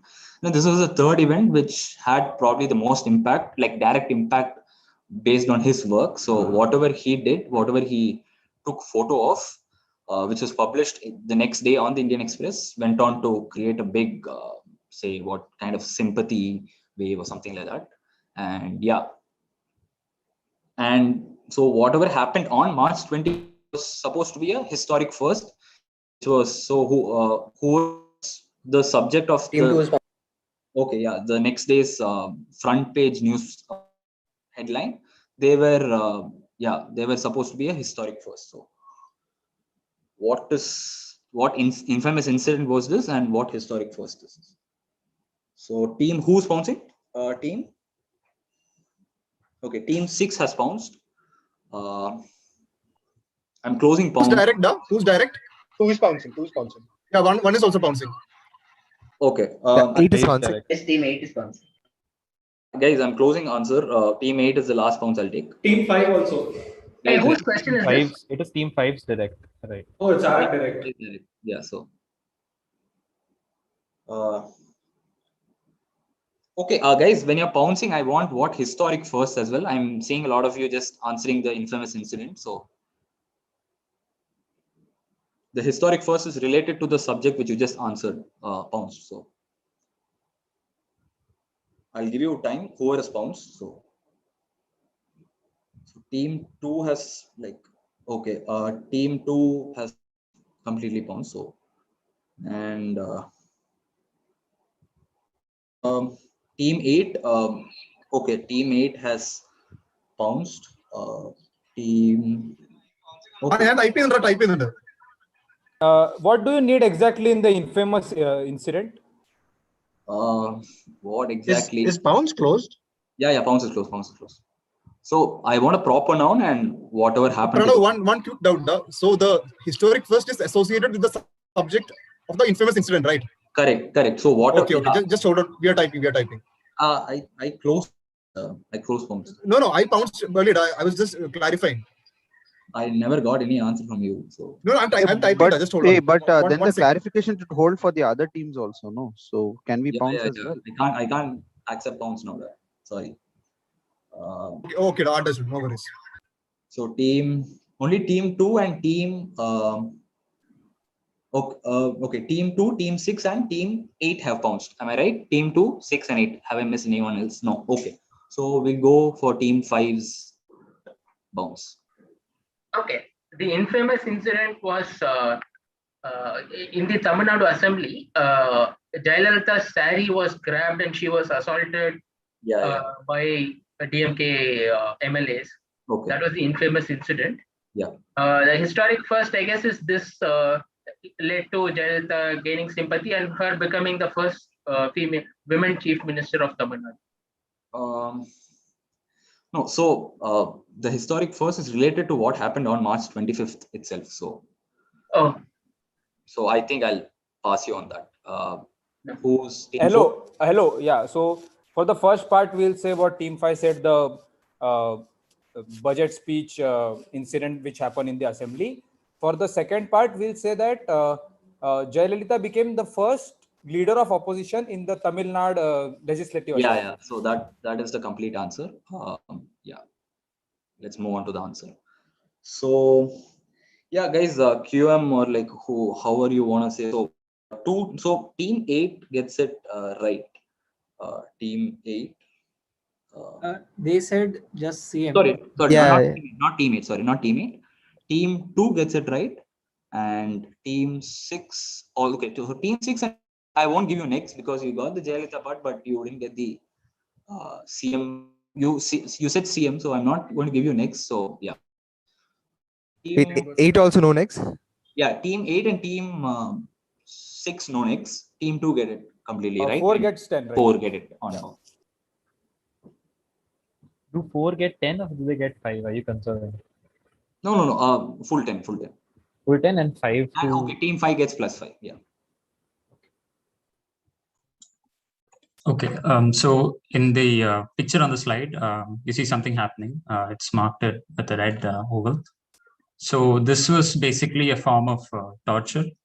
And the first part of the question is, I want the name of what's happening here. So basically a man is being tied to a rope and he's being dropped into the water. I want the name of this.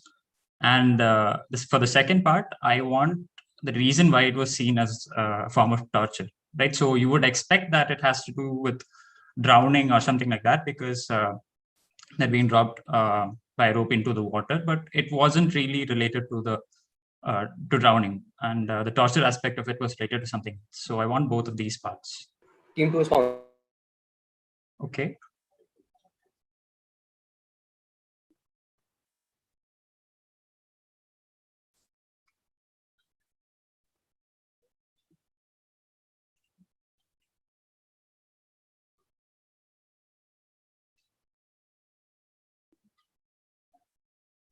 Achha, so just a clarification. So what is being done here is written now that person is being dropped into water. So there's a term to refer to this form of torture. I want. Oh, you need the term, but yeah.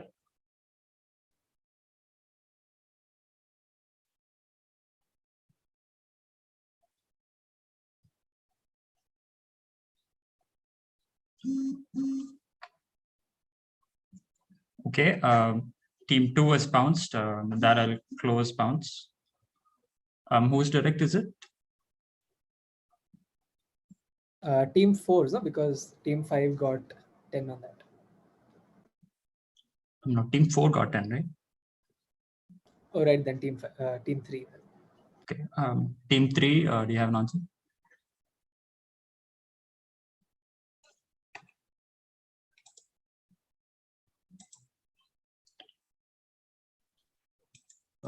So for the first part, are you looking for a specific phrase?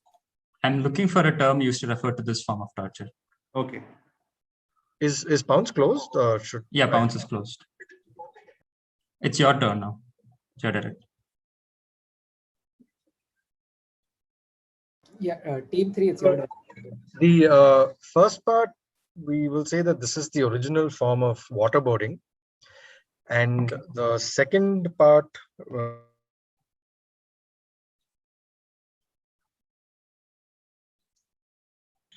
Yeah, first. Okay, say. Hey, Samant, you go for it. It's fine. The second part, we'll say this is kind of dangling the guy over shark-infested waters and so on. So that is the torture aspect of it. Okay, I'll pass you. Team 2. Oh, sorry, team 2 pounced, team 1. Yeah, so we'll go with waterboarding for part 1. And for part 2, I'll say essentially what happens is when you're dropped onto water from such a huge height, it essentially feels like a slab, and sometimes bones break, etc. So that was the torture that is here. Okay, team 8.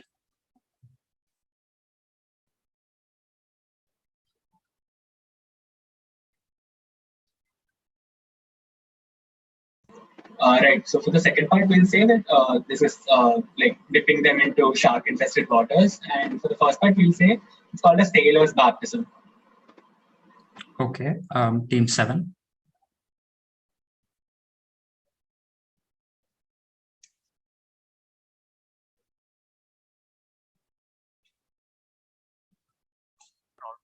One minute. So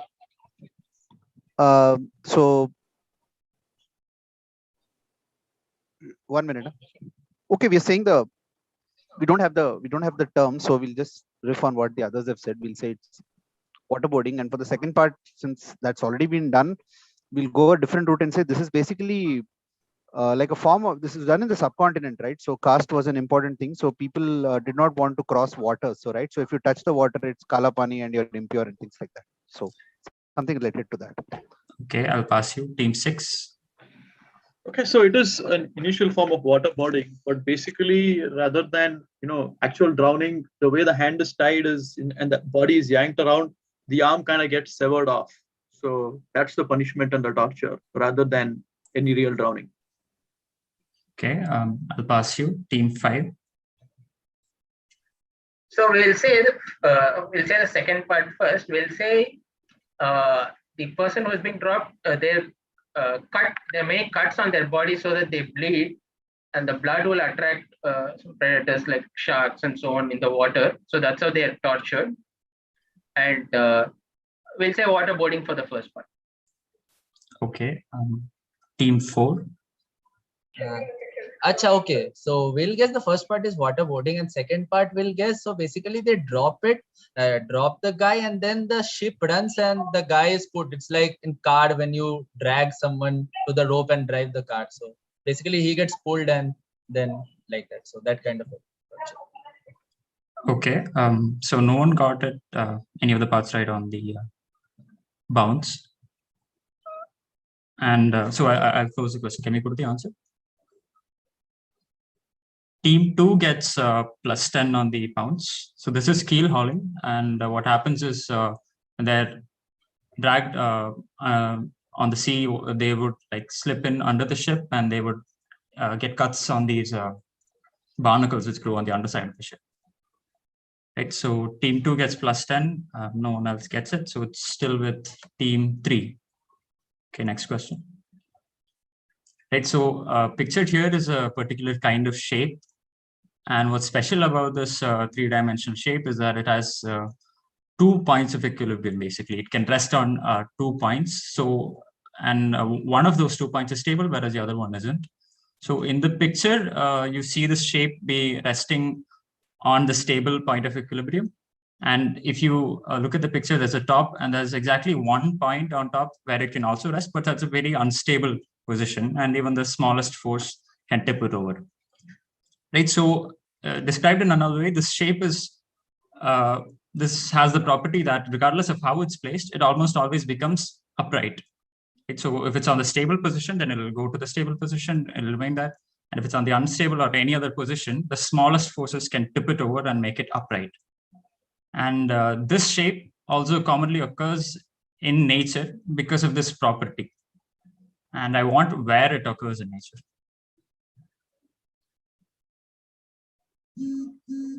Okay, see bounces from team 7 and team 1. Team 5 are bouncing. Okay. Team 1, can you improve your answer? Okay.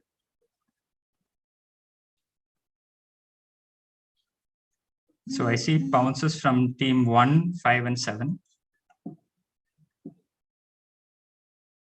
I'll close bounce in 10 seconds. Does anyone else want to bounce? It's team 1, 5, and 7 so far. Bouncing 4 is bouncing 4. Okay, I'll close bounce with that.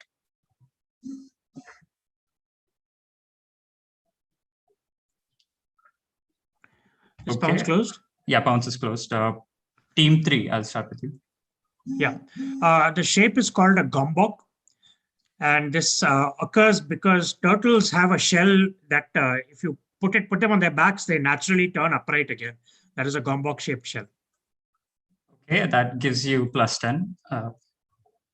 Right, so shelled animals, when they're tipped up onto their back, these sort of shapes help them get back upright. So team 3 gets it right on the bounce, and team 1, 4, and 5 get it on the bounce.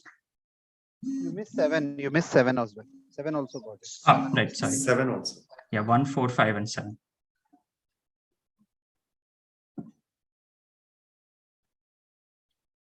Okay, so this is basically a paradigm of computational techniques. Blanks are indicative. So described here is one example of how you would apply this paradigm of techniques. Right, so, okay. So in the traveling state of this problem, if you don't know, what you need to do is you are given a bunch of cities and you need to find the shortest journey which covers all cities. Right, and this is one approach to do this efficiently. Right, so the word breadcrumbs appears in the question, but that might throw you off. I'll say that that's not really relevant to the answer.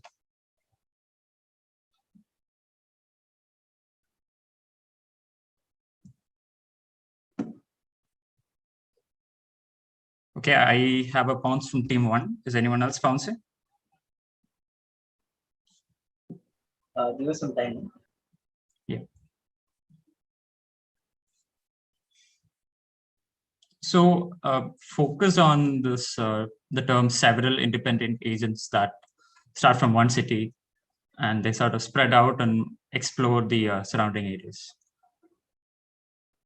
Blanks indicative? Yeah, blanks are indicative.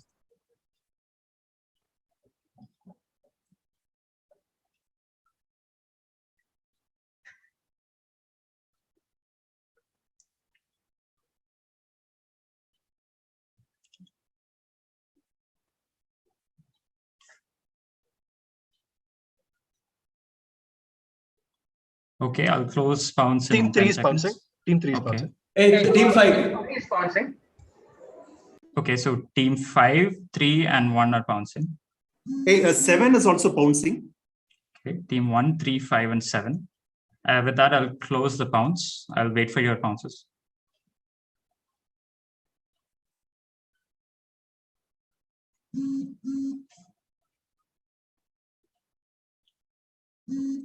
Team 2 bounce is closed. You can't bounce now.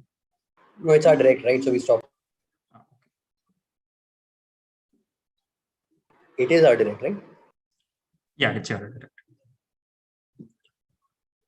Okay. Right. Team 2, you can answer.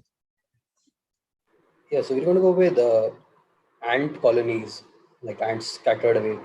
Right. That's the right answer. So team 1, 2, 3, and 7 get plus 10. And team 5 gets next. Right. Before, can you go back to the previous slide? Can we just announce the scores, please?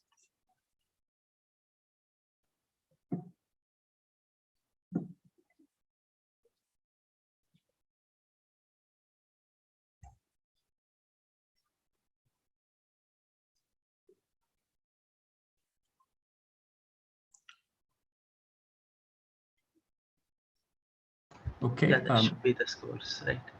Right. Yeah, if you have issues, you can just tell us right now.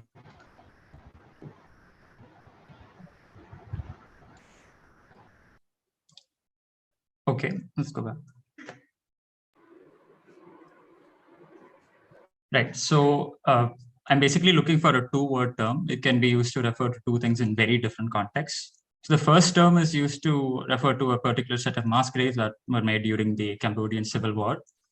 And there was also a critically acclaimed movie made about this context of the Cambodian Civil War. And the name of that was the plus this two-word term, right?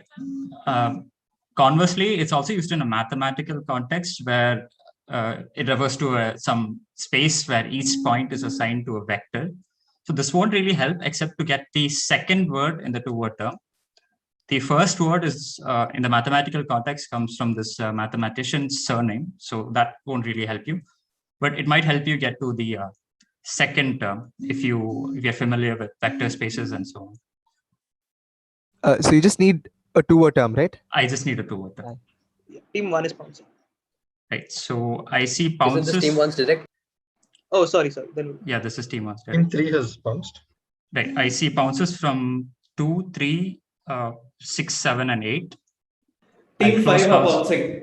Okay. I'll close bounce with that. So that's 2, 3, 5, 6, 7, and 8. Okay. I'll take force bounce as well. 2, 3, 5, 4, 5, 6, 7, 8. And 1, it's your direct. Killing fields. Yeah, that's plus 10 to you. So everybody is points, no? Yeah, I think everyone got it right. Yeah, everyone gets plus 10. Yeah. So this person, Wilhelm Furtwängler, he was a very famous German conductor. So much of his adoration fell on a fellow composer. So he just made a lot of compositions like solely dedicated to that composer. So some people in the late 1970s, they also really liked the composer. So they ended up using one of his recordings as a reference simply because it was the longest recording of the piece. So what did they use a reference to create? And how long was that recording? That's, yeah. 2 parts.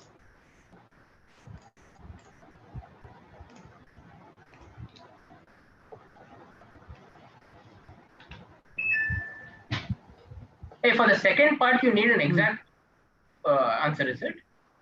Yeah, Two response. unfortunately. Yeah, I'll take 2 response. All right. Team 3 is bouncing. Okay.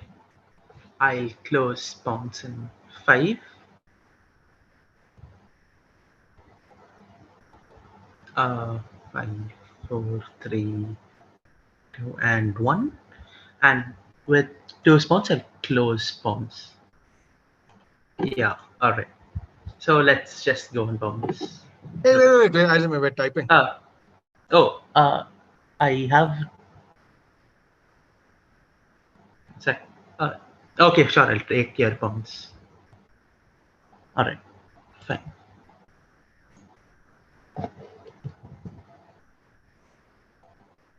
All right. So I've gotten the bounces from teams 3, 2, and 7.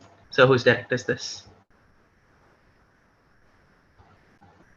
This is 8th direct, no? Because one got it. 8th direct. Okay, sure. Go ahead.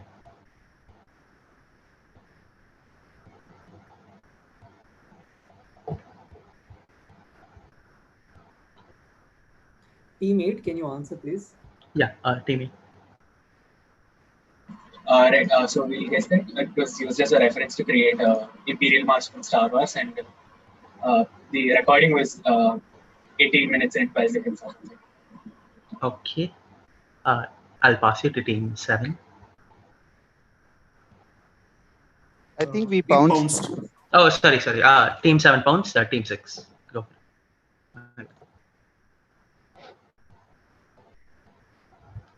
Yeah, team 6. You can give me your answer. So 20 minutes and 1 second, because it was basically used to create 2001: A Space Odyssey's soundtrack, theme song. Okay. I'll push the team 5. So we'll say this was how much how long, what is the maximum length of piece that could be, or music that can be stored on a compact disc CD. So that is what this piece was used as a reference for. Okay. You want a particular piece or something, or that is enough? I think this was need a Beethoven length. Symphony was used as a reference for length of how much data could be stored on or music could be stored on a CD. Yeah, I need a length, unfortunately. And the length was we'll say 44 minutes. All right. Team 4.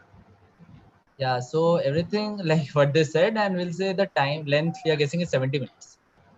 All right. I'll pass you. Teams 2 and 3 pounds, they'll go to team 1. Yeah. Yeah, answer. Sorry.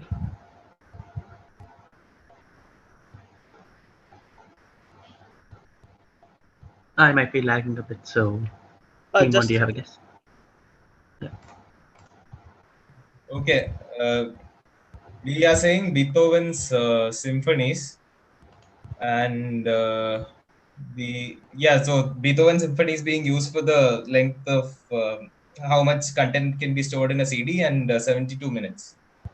72. Okay. I will unfortunately close there. So I'll give team 5, right? Team 5 first said that the whole part about Beethoven's Ninth Symphony. 74 minutes? Yeah, 74 is what he's looking for. So this is why a compact disc can store 74 minutes. We'll push the answer. So I'll not give next if you got the number wrong on pounds, because if it's within the range. So I'm not giving next to team 7.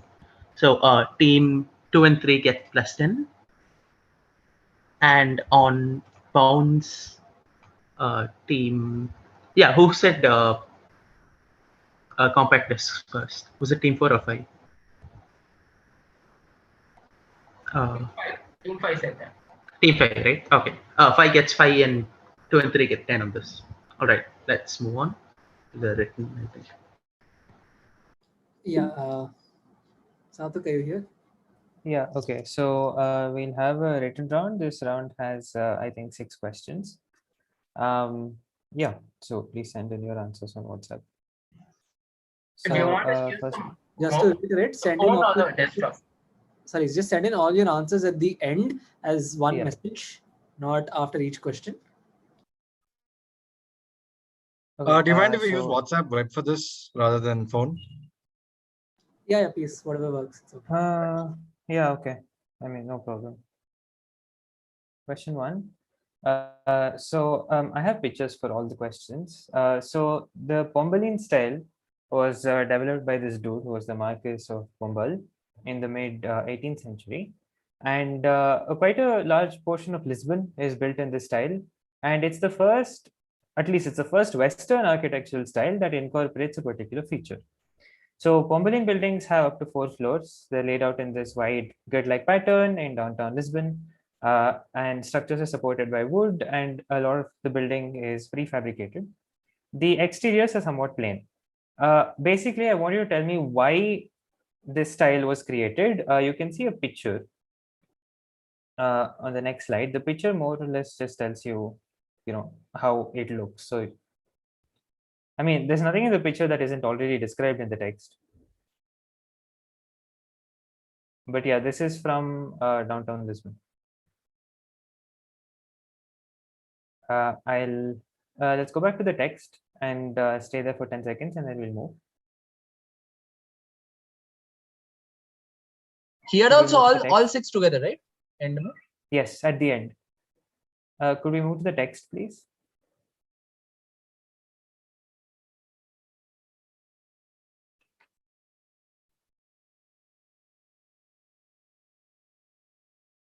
Okay. Let Pranav come back.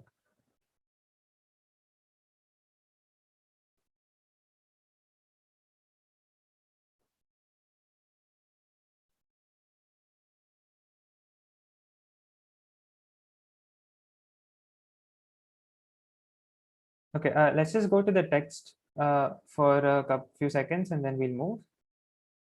This is the text.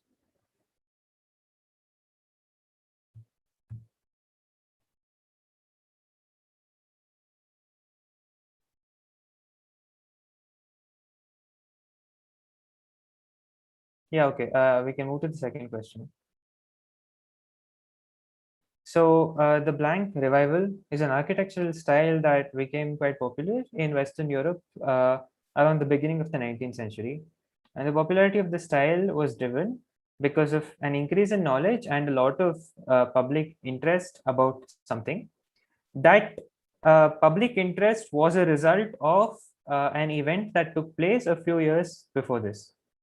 I want to tell me what event. You can figure out the style from the image, and from that you can work out the event. Let's go to the picture. So this is so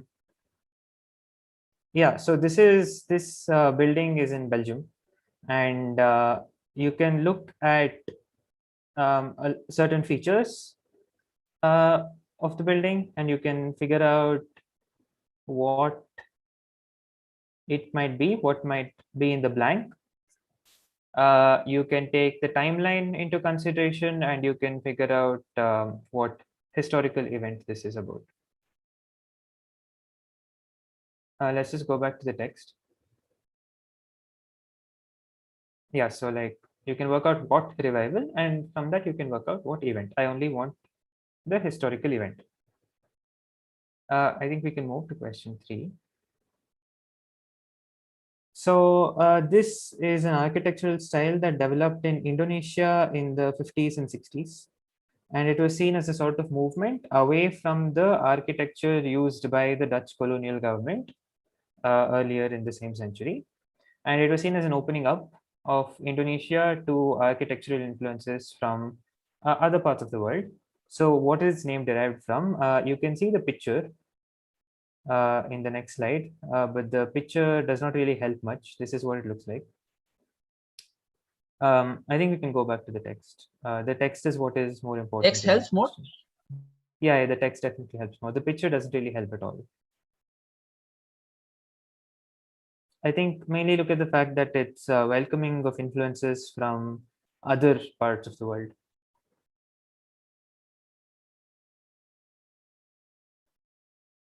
I've given you the name, just tell me what it's derived from.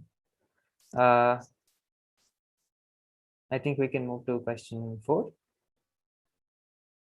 So this architectural style was developed in the US in the early 20th century, and it's actually an adaptation of a style from several centuries before. So it wasn't used throughout the US, it was used in particular locations within the US, and it was meant to evoke the antiquity and grandeur associated with similar locations in Europe. So the name of this style, you can see that it's 2 words. So the first part refers to the locations where it was used, and the second part refers to the style from centuries ago that it's adapted from. I want you to tell me what this style is. You can figure out the second part and to some extent the first part from the image. So let's go to the next slide. So this is a building that's constructed in that style. You can use this image to work out what the style is, and you can maybe work out the location as well, the kind of location.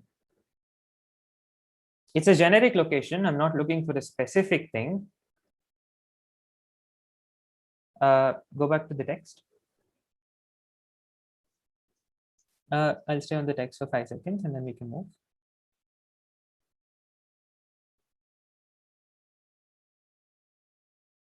Okay, question 5. Just go back to the text So, for a minute. Okay, could you just go back to the text for a few more seconds? 2 words. First word, a generic location. Second word, a style from several centuries before this.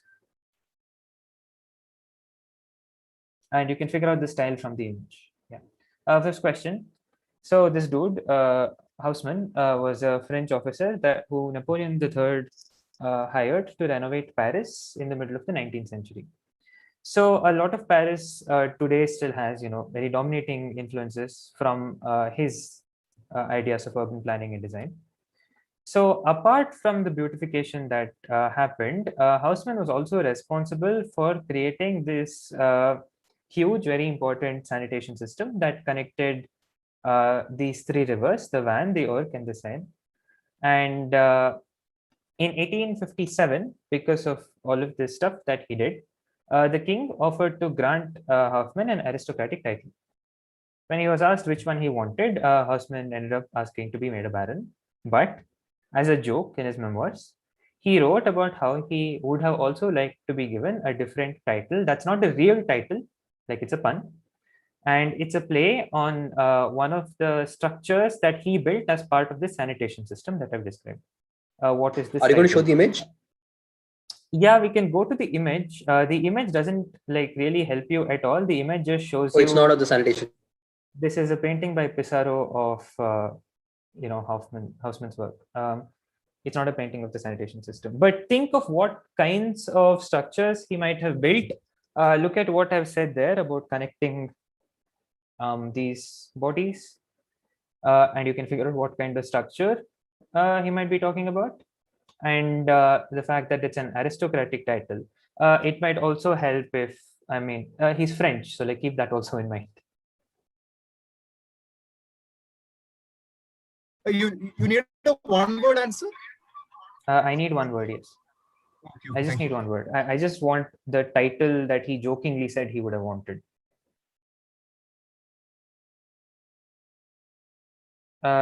Let's move to question 6.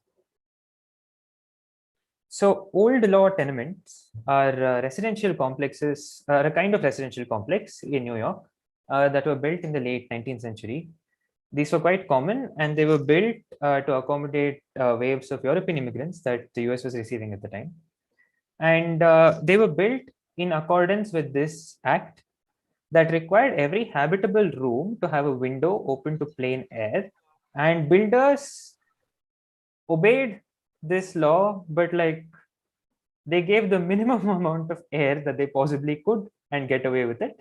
What was the nickname given to old law tenements based on their shape? The pictures help a lot. We have pictures on the next slide.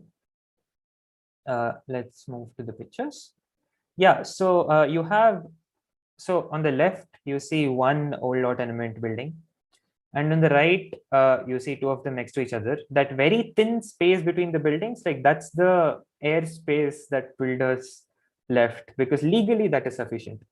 The picture on the left helps more. Try looking at the building from maybe different angles to figure out what it might have been called.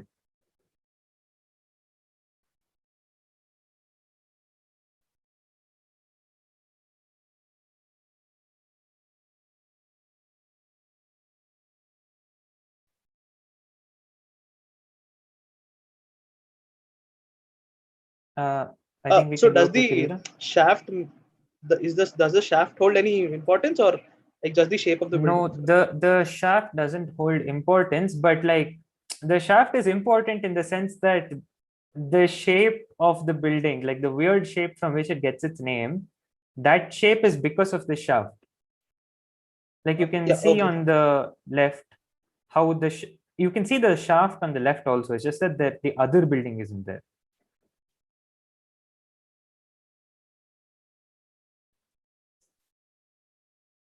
Let me know when you want to cycle through for number 8. Yeah, I think we can start cycling through the questions. So we'll just do a quick rerun. Question 1 is the Pombaline style, Portugal, by this guy. What historical event? Second for one the second one, how precise you want the event? Because there are multiple interrelated events. No, it's one broad event. It's not really a set of events. It's sort of one broad event that ended up leading to public interest in this thing. Question 3 is this style. It's Indonesian. It developed just after colonialism. What is it? Where does it get its name from? This is a style. First word is based on location. Second word is based on the style it imitates. Fifth question. So this guy built a sanitation system. He'd like an aristocratic title that's based on one of the structures that was part of his sanitation system. What is that joke title? And old lot tenements, what were they called based on their shape? Yeah, please submit your answers. You have 10 seconds.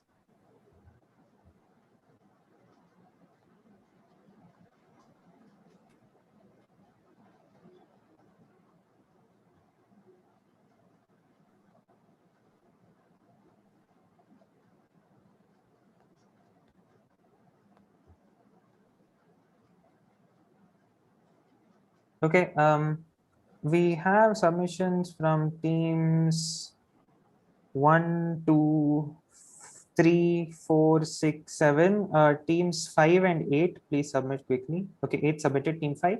Okay, all of them submitted.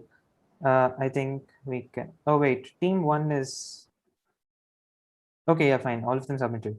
I think we can move to the answers.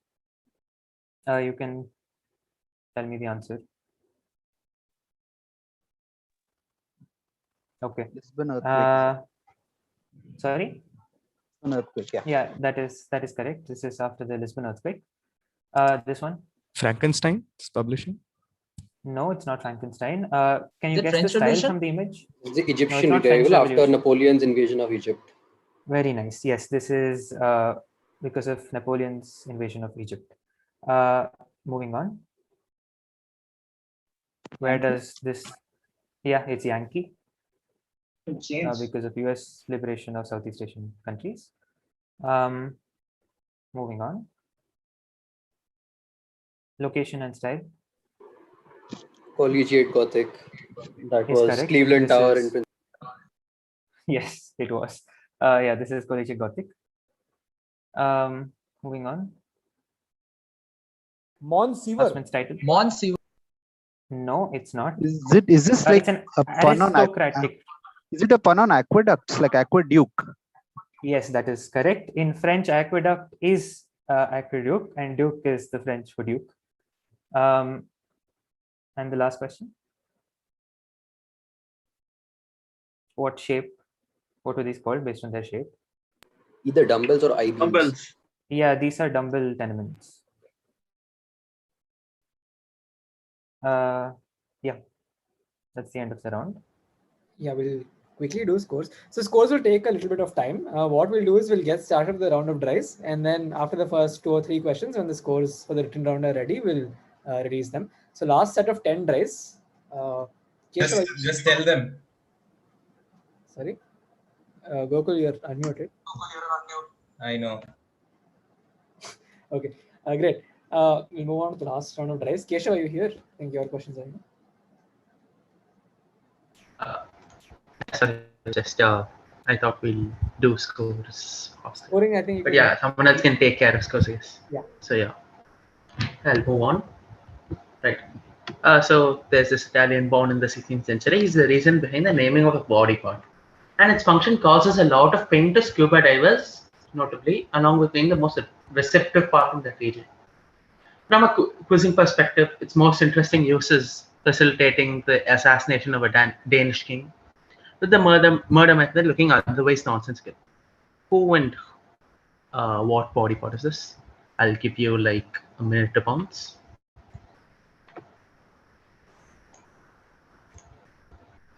Team 7 is bouncing. Sorry. Okay, I'll take it once.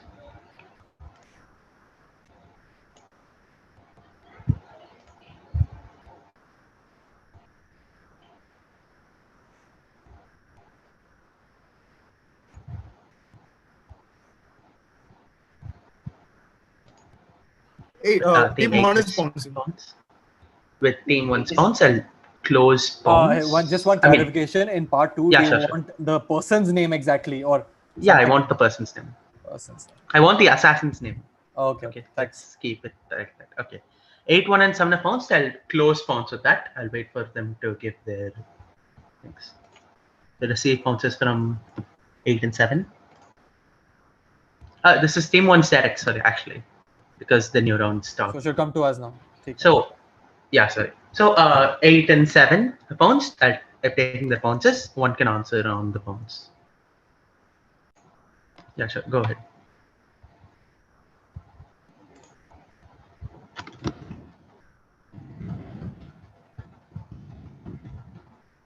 Right. Team 1.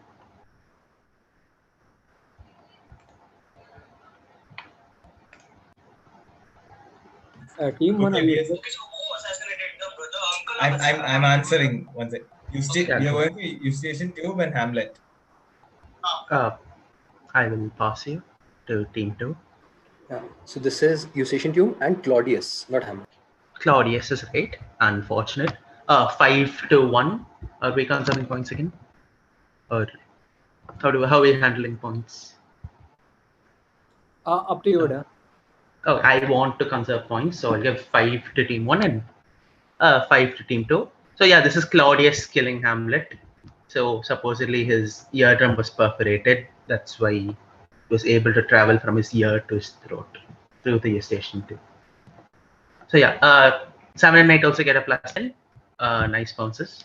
So 1 and 2 share points. 7 and 8 get a plus 10. Okay, question number 2. So this is a chess variant. It fits the setup versus normal chess pieces, and it's very balanced. But to figure out what this is, think of what chess is based around.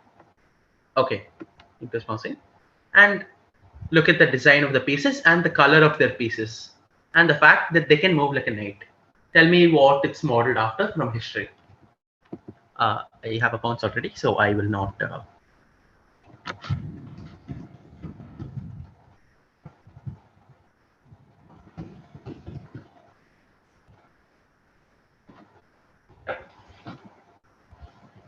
Whose question is this? This is team 3's direct, since team 2 got plus 5 last time. Team 2 has pounced. So, team 5 are pouncing. Team 5 are pouncing. I will. Team 7 is pouncing. Team 7 team 5 and 5 or 7 are pouncing. I'll close pounce with that. 4, 5, and 7, 2 is pounced. So I'll wait for the pounces. All right. Team 4 has pounced. Yeah, I got it. All right. I've received all your pounces. Go ahead, team 3. It's your direct. We say that this is the Mongol army Genghis Khan variant. Could you give me a better answer if you? As in Genghis Khan, the horde, the Mongol horde. Yeah, okay, fine. I'll give it to you. The golden horde is what I was looking for. These are all gold pieces. They're all on knights because they're on horses. Good question. So yeah, a golden horde was what I was looking for. Plus 10 to team 3. On the pounds, this was a plus 10 to teams 2, 4, and 7, but minus 5 to team 5 who went for the Battle of Agincourt. So a 4, 5, and 7 get 2, 4, and 7 get a plus 10. 5 unfortunately gets a minus 5. Right. Let's move. Okay. So the stadium, you can look at it and you instantly know what it's about. It's nicknamed the Big O. Which city stadium is this? And look at the most glaring defect. You can instantly, it's the first thing you see in the picture. What problem that was inherent to this design was remedied by a quick thinking worksman at some point using an item from his pocket. Think of what problems. Yeah, if you know why it's called the Big O, that helps get the event as well.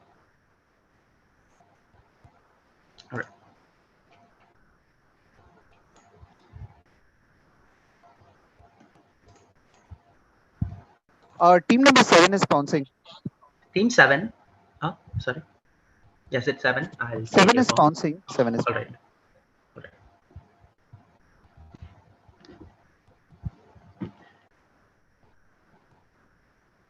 All right, I'll close pounds in 5.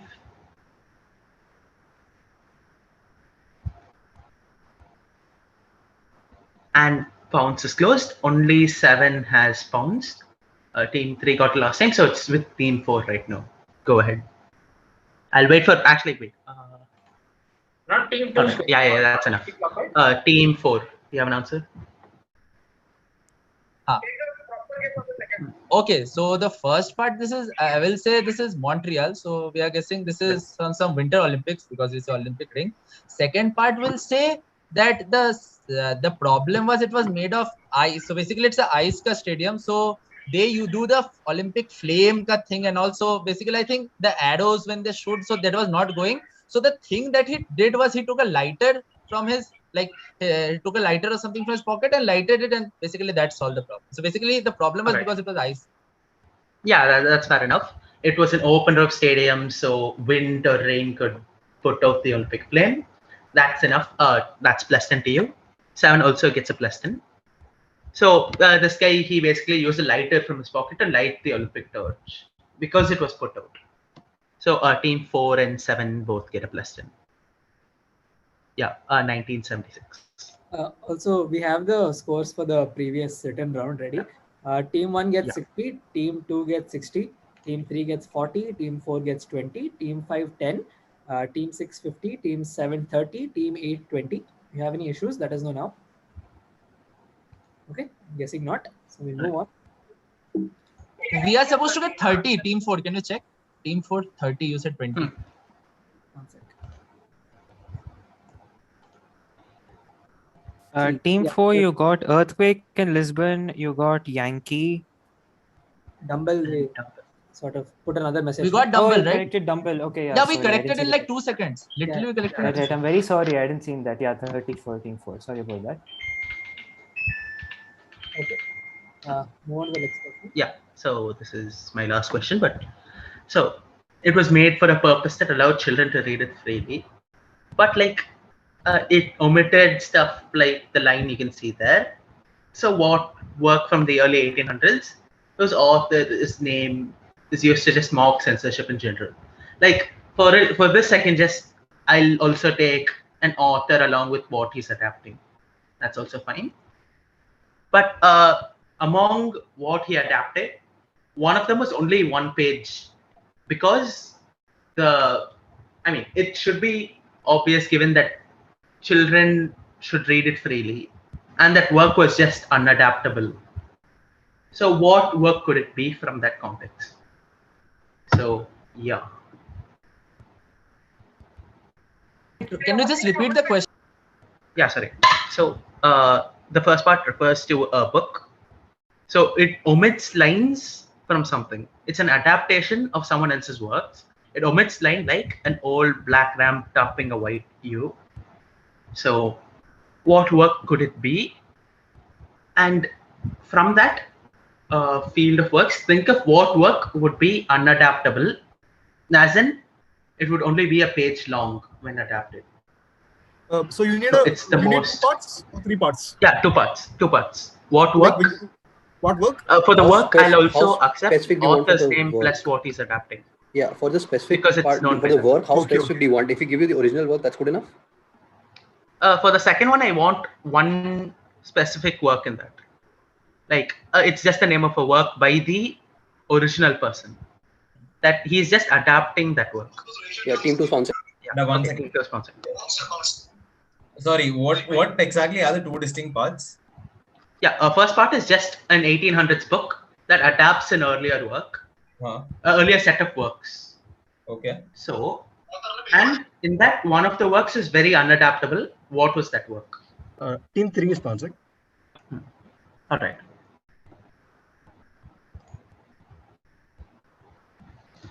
I'll just mention that the line is irrelevant to the second part. Sorry, what? The line given is just to help you figure out where the ballpark is. It has nothing to do with the second part. That's all I'll say. So yeah. Then team 2 can we withdraw since you've given a hint? Yeah, I'll allow you to withdraw. Thank you. Hey, where is the question? All right. Okay, let's see how simple this is. Okay, first name the 1800s work that adapts a set of works. It was meant to be child friendly and had good intentions, but it was awful. The second part, among the set of works that he adapted, one was only a page long because to make it family friendly, they had to compress the whole thing and it could be done in one page. And that's an account written by someone. Which team has the question right now? Oh, sorry. Let's see. Who answered? Team 4 got it last, no? So team 5. Team 5 question. Yeah, team 5's question. Yeah. I'll give you like 15 seconds to pounce if you're confident. But yeah, I have. Yeah. Okay, I have a pounce. Team 8. You're sticking with the pounce? Or... Right. Team 3 has pounced. I will close the pounce with this. All right. Pounce is closed. Team 5, go ahead. Can team 5 go ahead? Yeah, sure. Go ahead. Okay, so the first work we'll say is Bowdler's edition of Shakespeare's works. All right. Second part.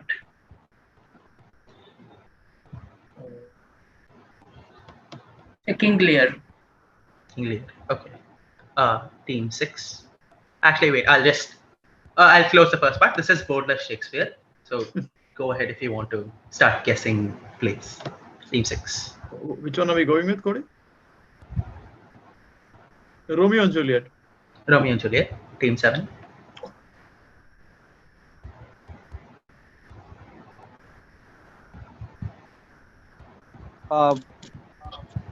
So we will say Midsummer Night's Dream for the second part. Midsummer Night's Dream. Team 8 pounced. We'll go to team 1.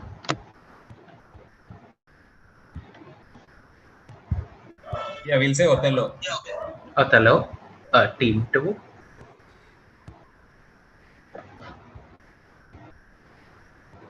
Macbeth. Macbeth. Team 3 pounced.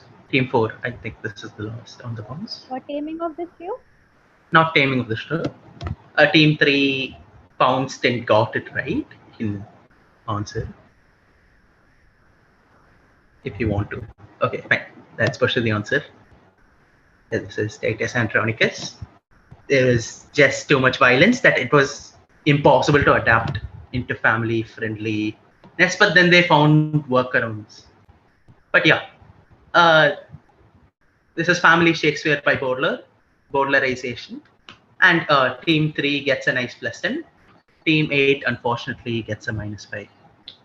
But yeah, good job. And I'll pass it on to the next person.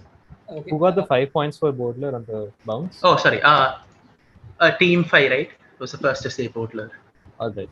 Yeah. So they get up 5 for Bowdler, and yeah, close. Okay. Yeah. Thank you, Keshav. Last set of questions before we end. So this is a system of central heating in a building. The image on the right is a picture of the system.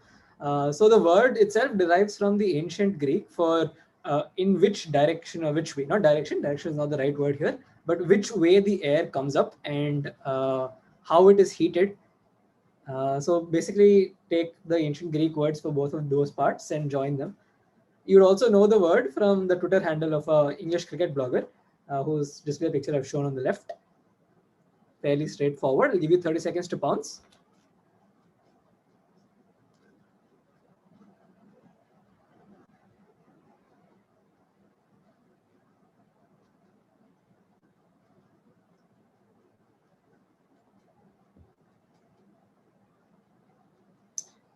I've actually left in some words by mistake. I'm not going to point towards which words, but at least one of the words, one of the ancient Greek other parts should be fairly straightforward.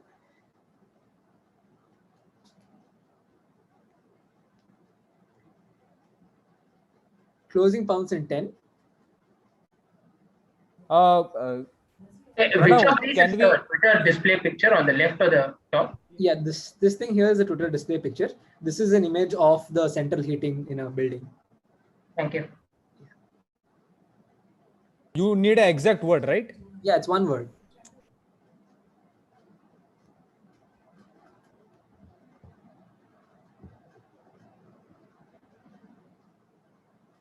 Okay, closing pounce in 5. Let me know if you're pouncing. I don't think I've received anybody's pounces yet. Who's that? Is this team 6? No, Keshav, can you confirm, please? Or can somebody confirm if they're aware? It's team 6's direct, I think. Great. All right. Okay, I'll close pounce because nobody is pounced. I'll go to team 6. Can you give me an answer, please? For want of anything else, 81 all out. Okay, not 81 all out. Pushing to team 7.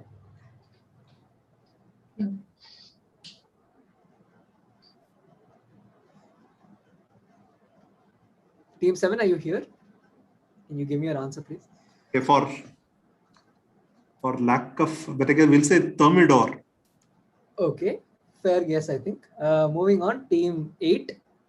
We'll say therm pass. Okay, not that. Team 1. Could be thermopile or something. But I didn't say it was the word for like heating. I said how it is heated. Anyways, team 2. So it will still get Team 6, you're not on mute. To know it, so yeah. No, I think you should know the cricket blogger. Ashwath, please mute. Yeah. Yeah. Okay. Sorry. Yeah. Team 2. Can you give me your answer, please? Yeah. So we're going with hypo for below. So hypo cost. Right. Well done. This indeed is hypo cost. Comes from like the below. So hypo and cost from caustic soda. How it is burnt caustic. So well done. Only team 2 gets it right on the bounce. Plus. Yeah, who's the cricket broadcaster in this? The guy called it's a Twitter blog called Hypocast. I don't know his name. It's not a fairly well known name. It's just a meme page of sorts. I googled whatever his name was. Blogger. Yeah, whatever. Meme pages are blogs. But anyways, okay. Another Madras question. So if you've been to Chennai or if you've been to the Marina Beach, you'd know that there are quite a few statues on the beach itself. The story behind why some statues are there are because after Annadurai became chief minister, as part of the World Tamil Conference in 1968, he installed 10 Tamil icons who were associated with the history of Tamil literature. So I want you to name which Anglican missionaries statues shown in the image on the right and what his contribution to Tamil literature is. A lot of you might not know the Anglican missionary, slightly coastal that way. But his contribution to Tamil literature is fairly workable given that he is an Anglican missionary. Think about how he could have rose into prominence in the context of Tamil literature. Team 1 is bounced. Okay, whose question is this? This is direct to team 3 because team 2 got it right. Okay.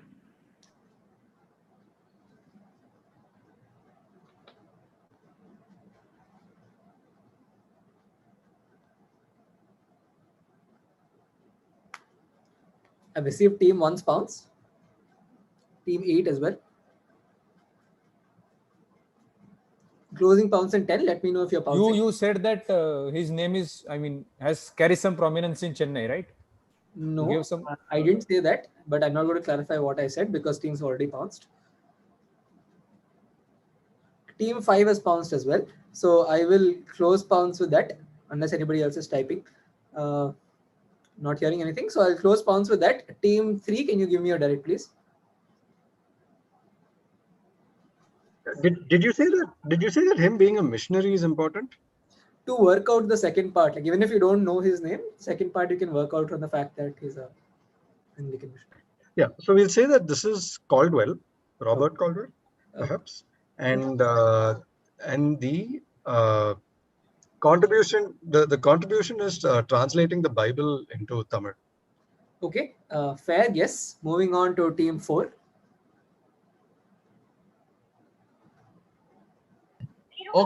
Okay, so yeah, we'll guess the second part is this person translated basically the Thirukural he translated to English, we'll guess. So like from Tamil to English. First part, some George something, I'm not sure. Okay, I will pass you to team 5. Team 5 pounds, sorry. So team 6. Team 6, are you here?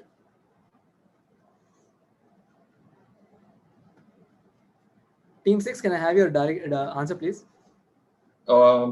He basically translated the life of St. Thomas and the fact that he came to South India into Tamil. That's why he got it. And we'll say Smith. Okay. Pushing to team 7. Okay. No. So I'll say this guy made the first dictionary in Tamil, and his name is called Man. Okay. Not the right answer. Pushing to team 8, who pounds. So team 1 is pounds. Team 2, can you give me an answer? Okay, I'll say part 1 is Caldwell, and Okay. part 2 he translated Silapadikaram, not Tiruvural, for lack of any other guess. Okay. I think nobody got it right on the pounds as well. So I will move on to the answer. I think every team has answered. So yeah, this is G.U. Pope, and he translated the Tirukkural into English. The first complete translation of Tirukkural into English. So I think That's not a contribution to Tamil literature, right? no, but he popularized Tamil literature. No, that was his. That's why his statue is there. That's why he's famous in the context of Tamil literature. So I think team 4 answered. Tirukkural, yeah, we did. Okay, yeah, team 4 answered Tirukkural, right? So they get +5. On the pounds, team 1 gets negs, team 5 gets negs, and team 8 gets negs as well. So everybody who pounced gets negs. Some of you got the parts right, but not the complete answer. Moving on, direct to team 6 now. Sorry, team 5 now. Is that right? Yeah, team 5. Okay. There are 2 parts to this question. So one part is a term that is given to wealthy men who drove their fortune. Drove, is that a word? I don't know. Who derived their fortune from the East, especially India and the subcontinent back in the those days. So it's a term that's borrowed into English from Urdu. You'd also know this term from a different context, but also very similar meanings. And in that context is that it's given to certain members of a group. Okay, this is a very exclusive, limited group. Leland Stanford was a member of this group along with a couple of other people. And the other part is I want the name of this group that Leland Stanford was part of along with some other people. How you'll work this out is look at the name of the neighborhood in San Francisco that has the sort of rich and famous elite vibes. It's called the Nob Hill neighborhood. So if you shorten the term, the first word, this wealthy Urdu term, if you shorten it, it will give you this eventual name. So that's about. How do we get the group from the term? That's what you said. No, you can't get the group from the term. But what I will say is this group is a very standard name sort of thing. It's not very specific to the context. You'll see it in sports. You'll see it in various different contexts. But most popularly, I'd say in the context of accounting firms, if that helps. So it has nothing to do with the first term, right? Nothing to do with the first term. It doesn't. It doesn't. Team 2 has.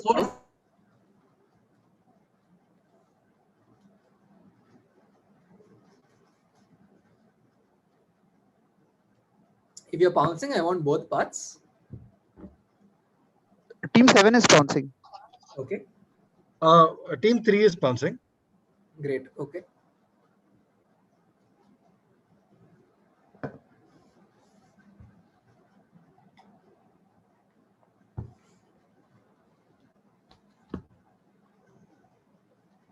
Closing pounds in 10.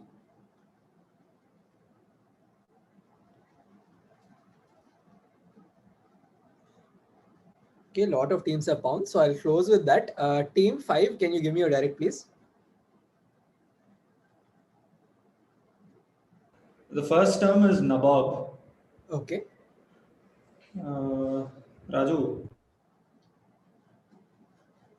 Can you give me your answer for the group, please?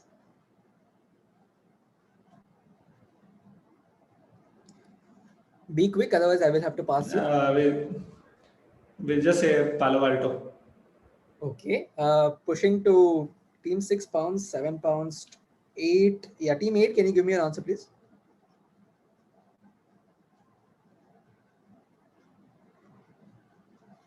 team 8. So we guess Nabob and Big Four. Right, that is correct.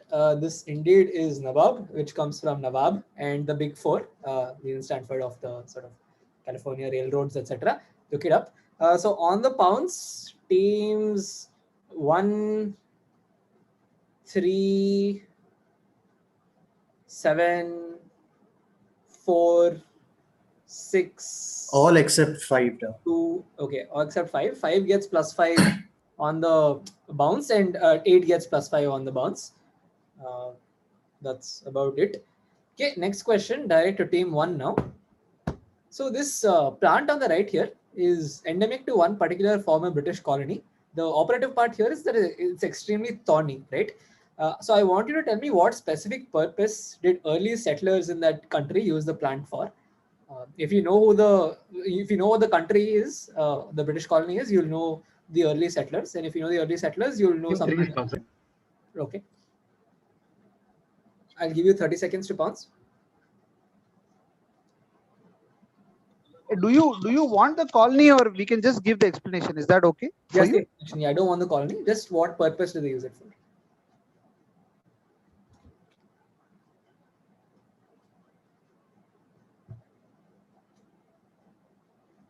So 7 is pouncing. Sorry. Cool.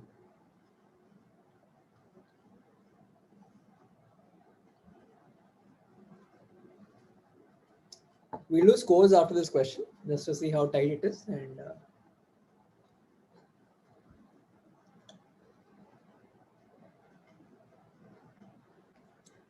closing pounce in 5. Let me know if you're pouncing. Do you want anything other than the purpose? No, just the purpose, with a few keywords in it. Like you want the country or proper nouns in the. I want early settlers, name for the early settlers or something like that.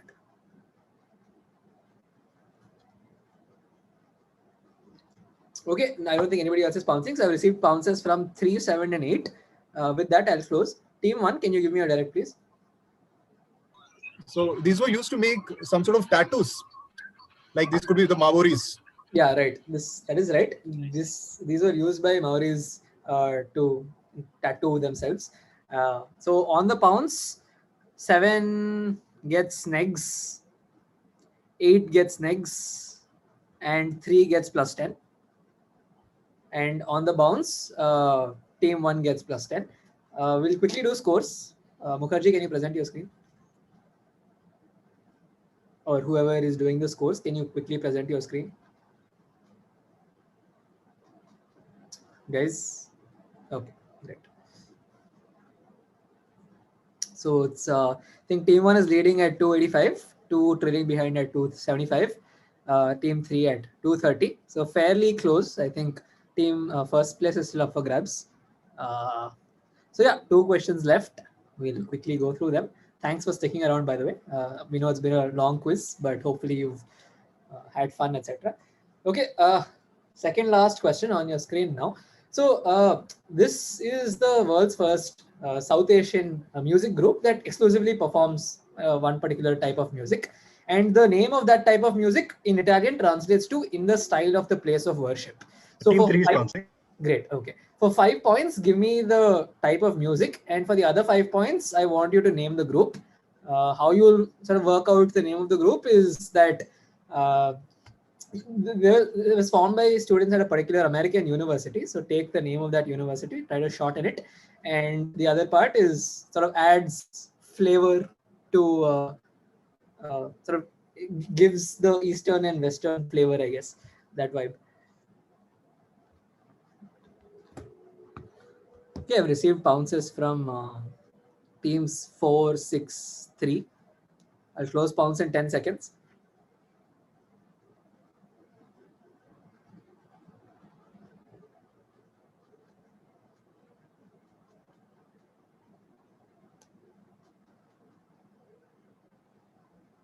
Okay, I don't think anybody else is pouncing. If you are, let me know. Otherwise, I will close pounce. Yeah, team 1 has pounced, so I will close with that. Team 2 is right, I believe. Or yeah, I think team 2 is right. Yeah, so team 2 can say the answer. Yeah, please go ahead. Pen Masala and Acapella. Right, this is right. This is Pen Masala, comes from University of Pennsylvania and Acapella. Well done. So on the pounds, team 3 gets it right, team 1 gets it right, team 4 gets it right, and team 6 gets it right. I will hand over to Pranav Hari for the last question of today's quiz. PH, are you here? Yeah, I'm there. Yeah. Guys. So so pretty straightforward question. So I'm describing an operating principle of a device. So the basic funda is it uses adsorption to effectively scrub the input material. So it scrubs to a large extent, but does not scrub something out of the input material completely and produces a required end product, which is the output. Now, for larger use cases, generally in the industry, they use cryogenic separation method instead of this zeolite or adsorption-based device. So it was initially developed by the Union Carbide, the company which is now called Dow Chemical, and Benedix Corporation, 70s in the US. Now, the of this device is the most commonly used hospital treatment in the developed world and features in the WHO's list of essential medicines. Team 5 bouncing. Yeah, okay.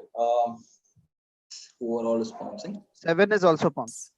Okay, so team bounced, team 1 has bounced, team 4 has bounced, team 2 has, okay, team 2 has bounced, team 2, team 5, team 4, team 1, team 7. Yeah. So whose direct is it? Team 6, we just bounced now. Like You 10 seconds back. Guys, if it's your direct, I don't think you should bounce. Wait, it's not direct. Team 3 is direct. Team 6 bounced too. Okay. So team 6. Okay, I'm closing bounce. I think we'll take it on the direct now. Team. Go ahead. You're done with bounce? Close bounce. Yeah. Yeah. We would say this is an oxygen concentrator. And go to the answer slide. Yeah, so it is the oxygen concentrator. So it's apt that we end this quiz on that note. And please do donate to great charities which are doing a great job procuring oxygen concentrator in parts of the world. And that's the right answer. So I think almost everyone who got it right, except for team 6 who went on ventilator. Anyone else? Yeah. Okay. Yeah. I think. All right. So who all gets points on this question? Wait. So team 2 gets. Team 1 gets. Yeah. Team 7 gets. Yep. Team 3 gets on the bounce. Team 5 and Team 5 gets plus 10. Okay. If I Guys, missed team 4 also bounced. team 4. Okay, yeah. All right.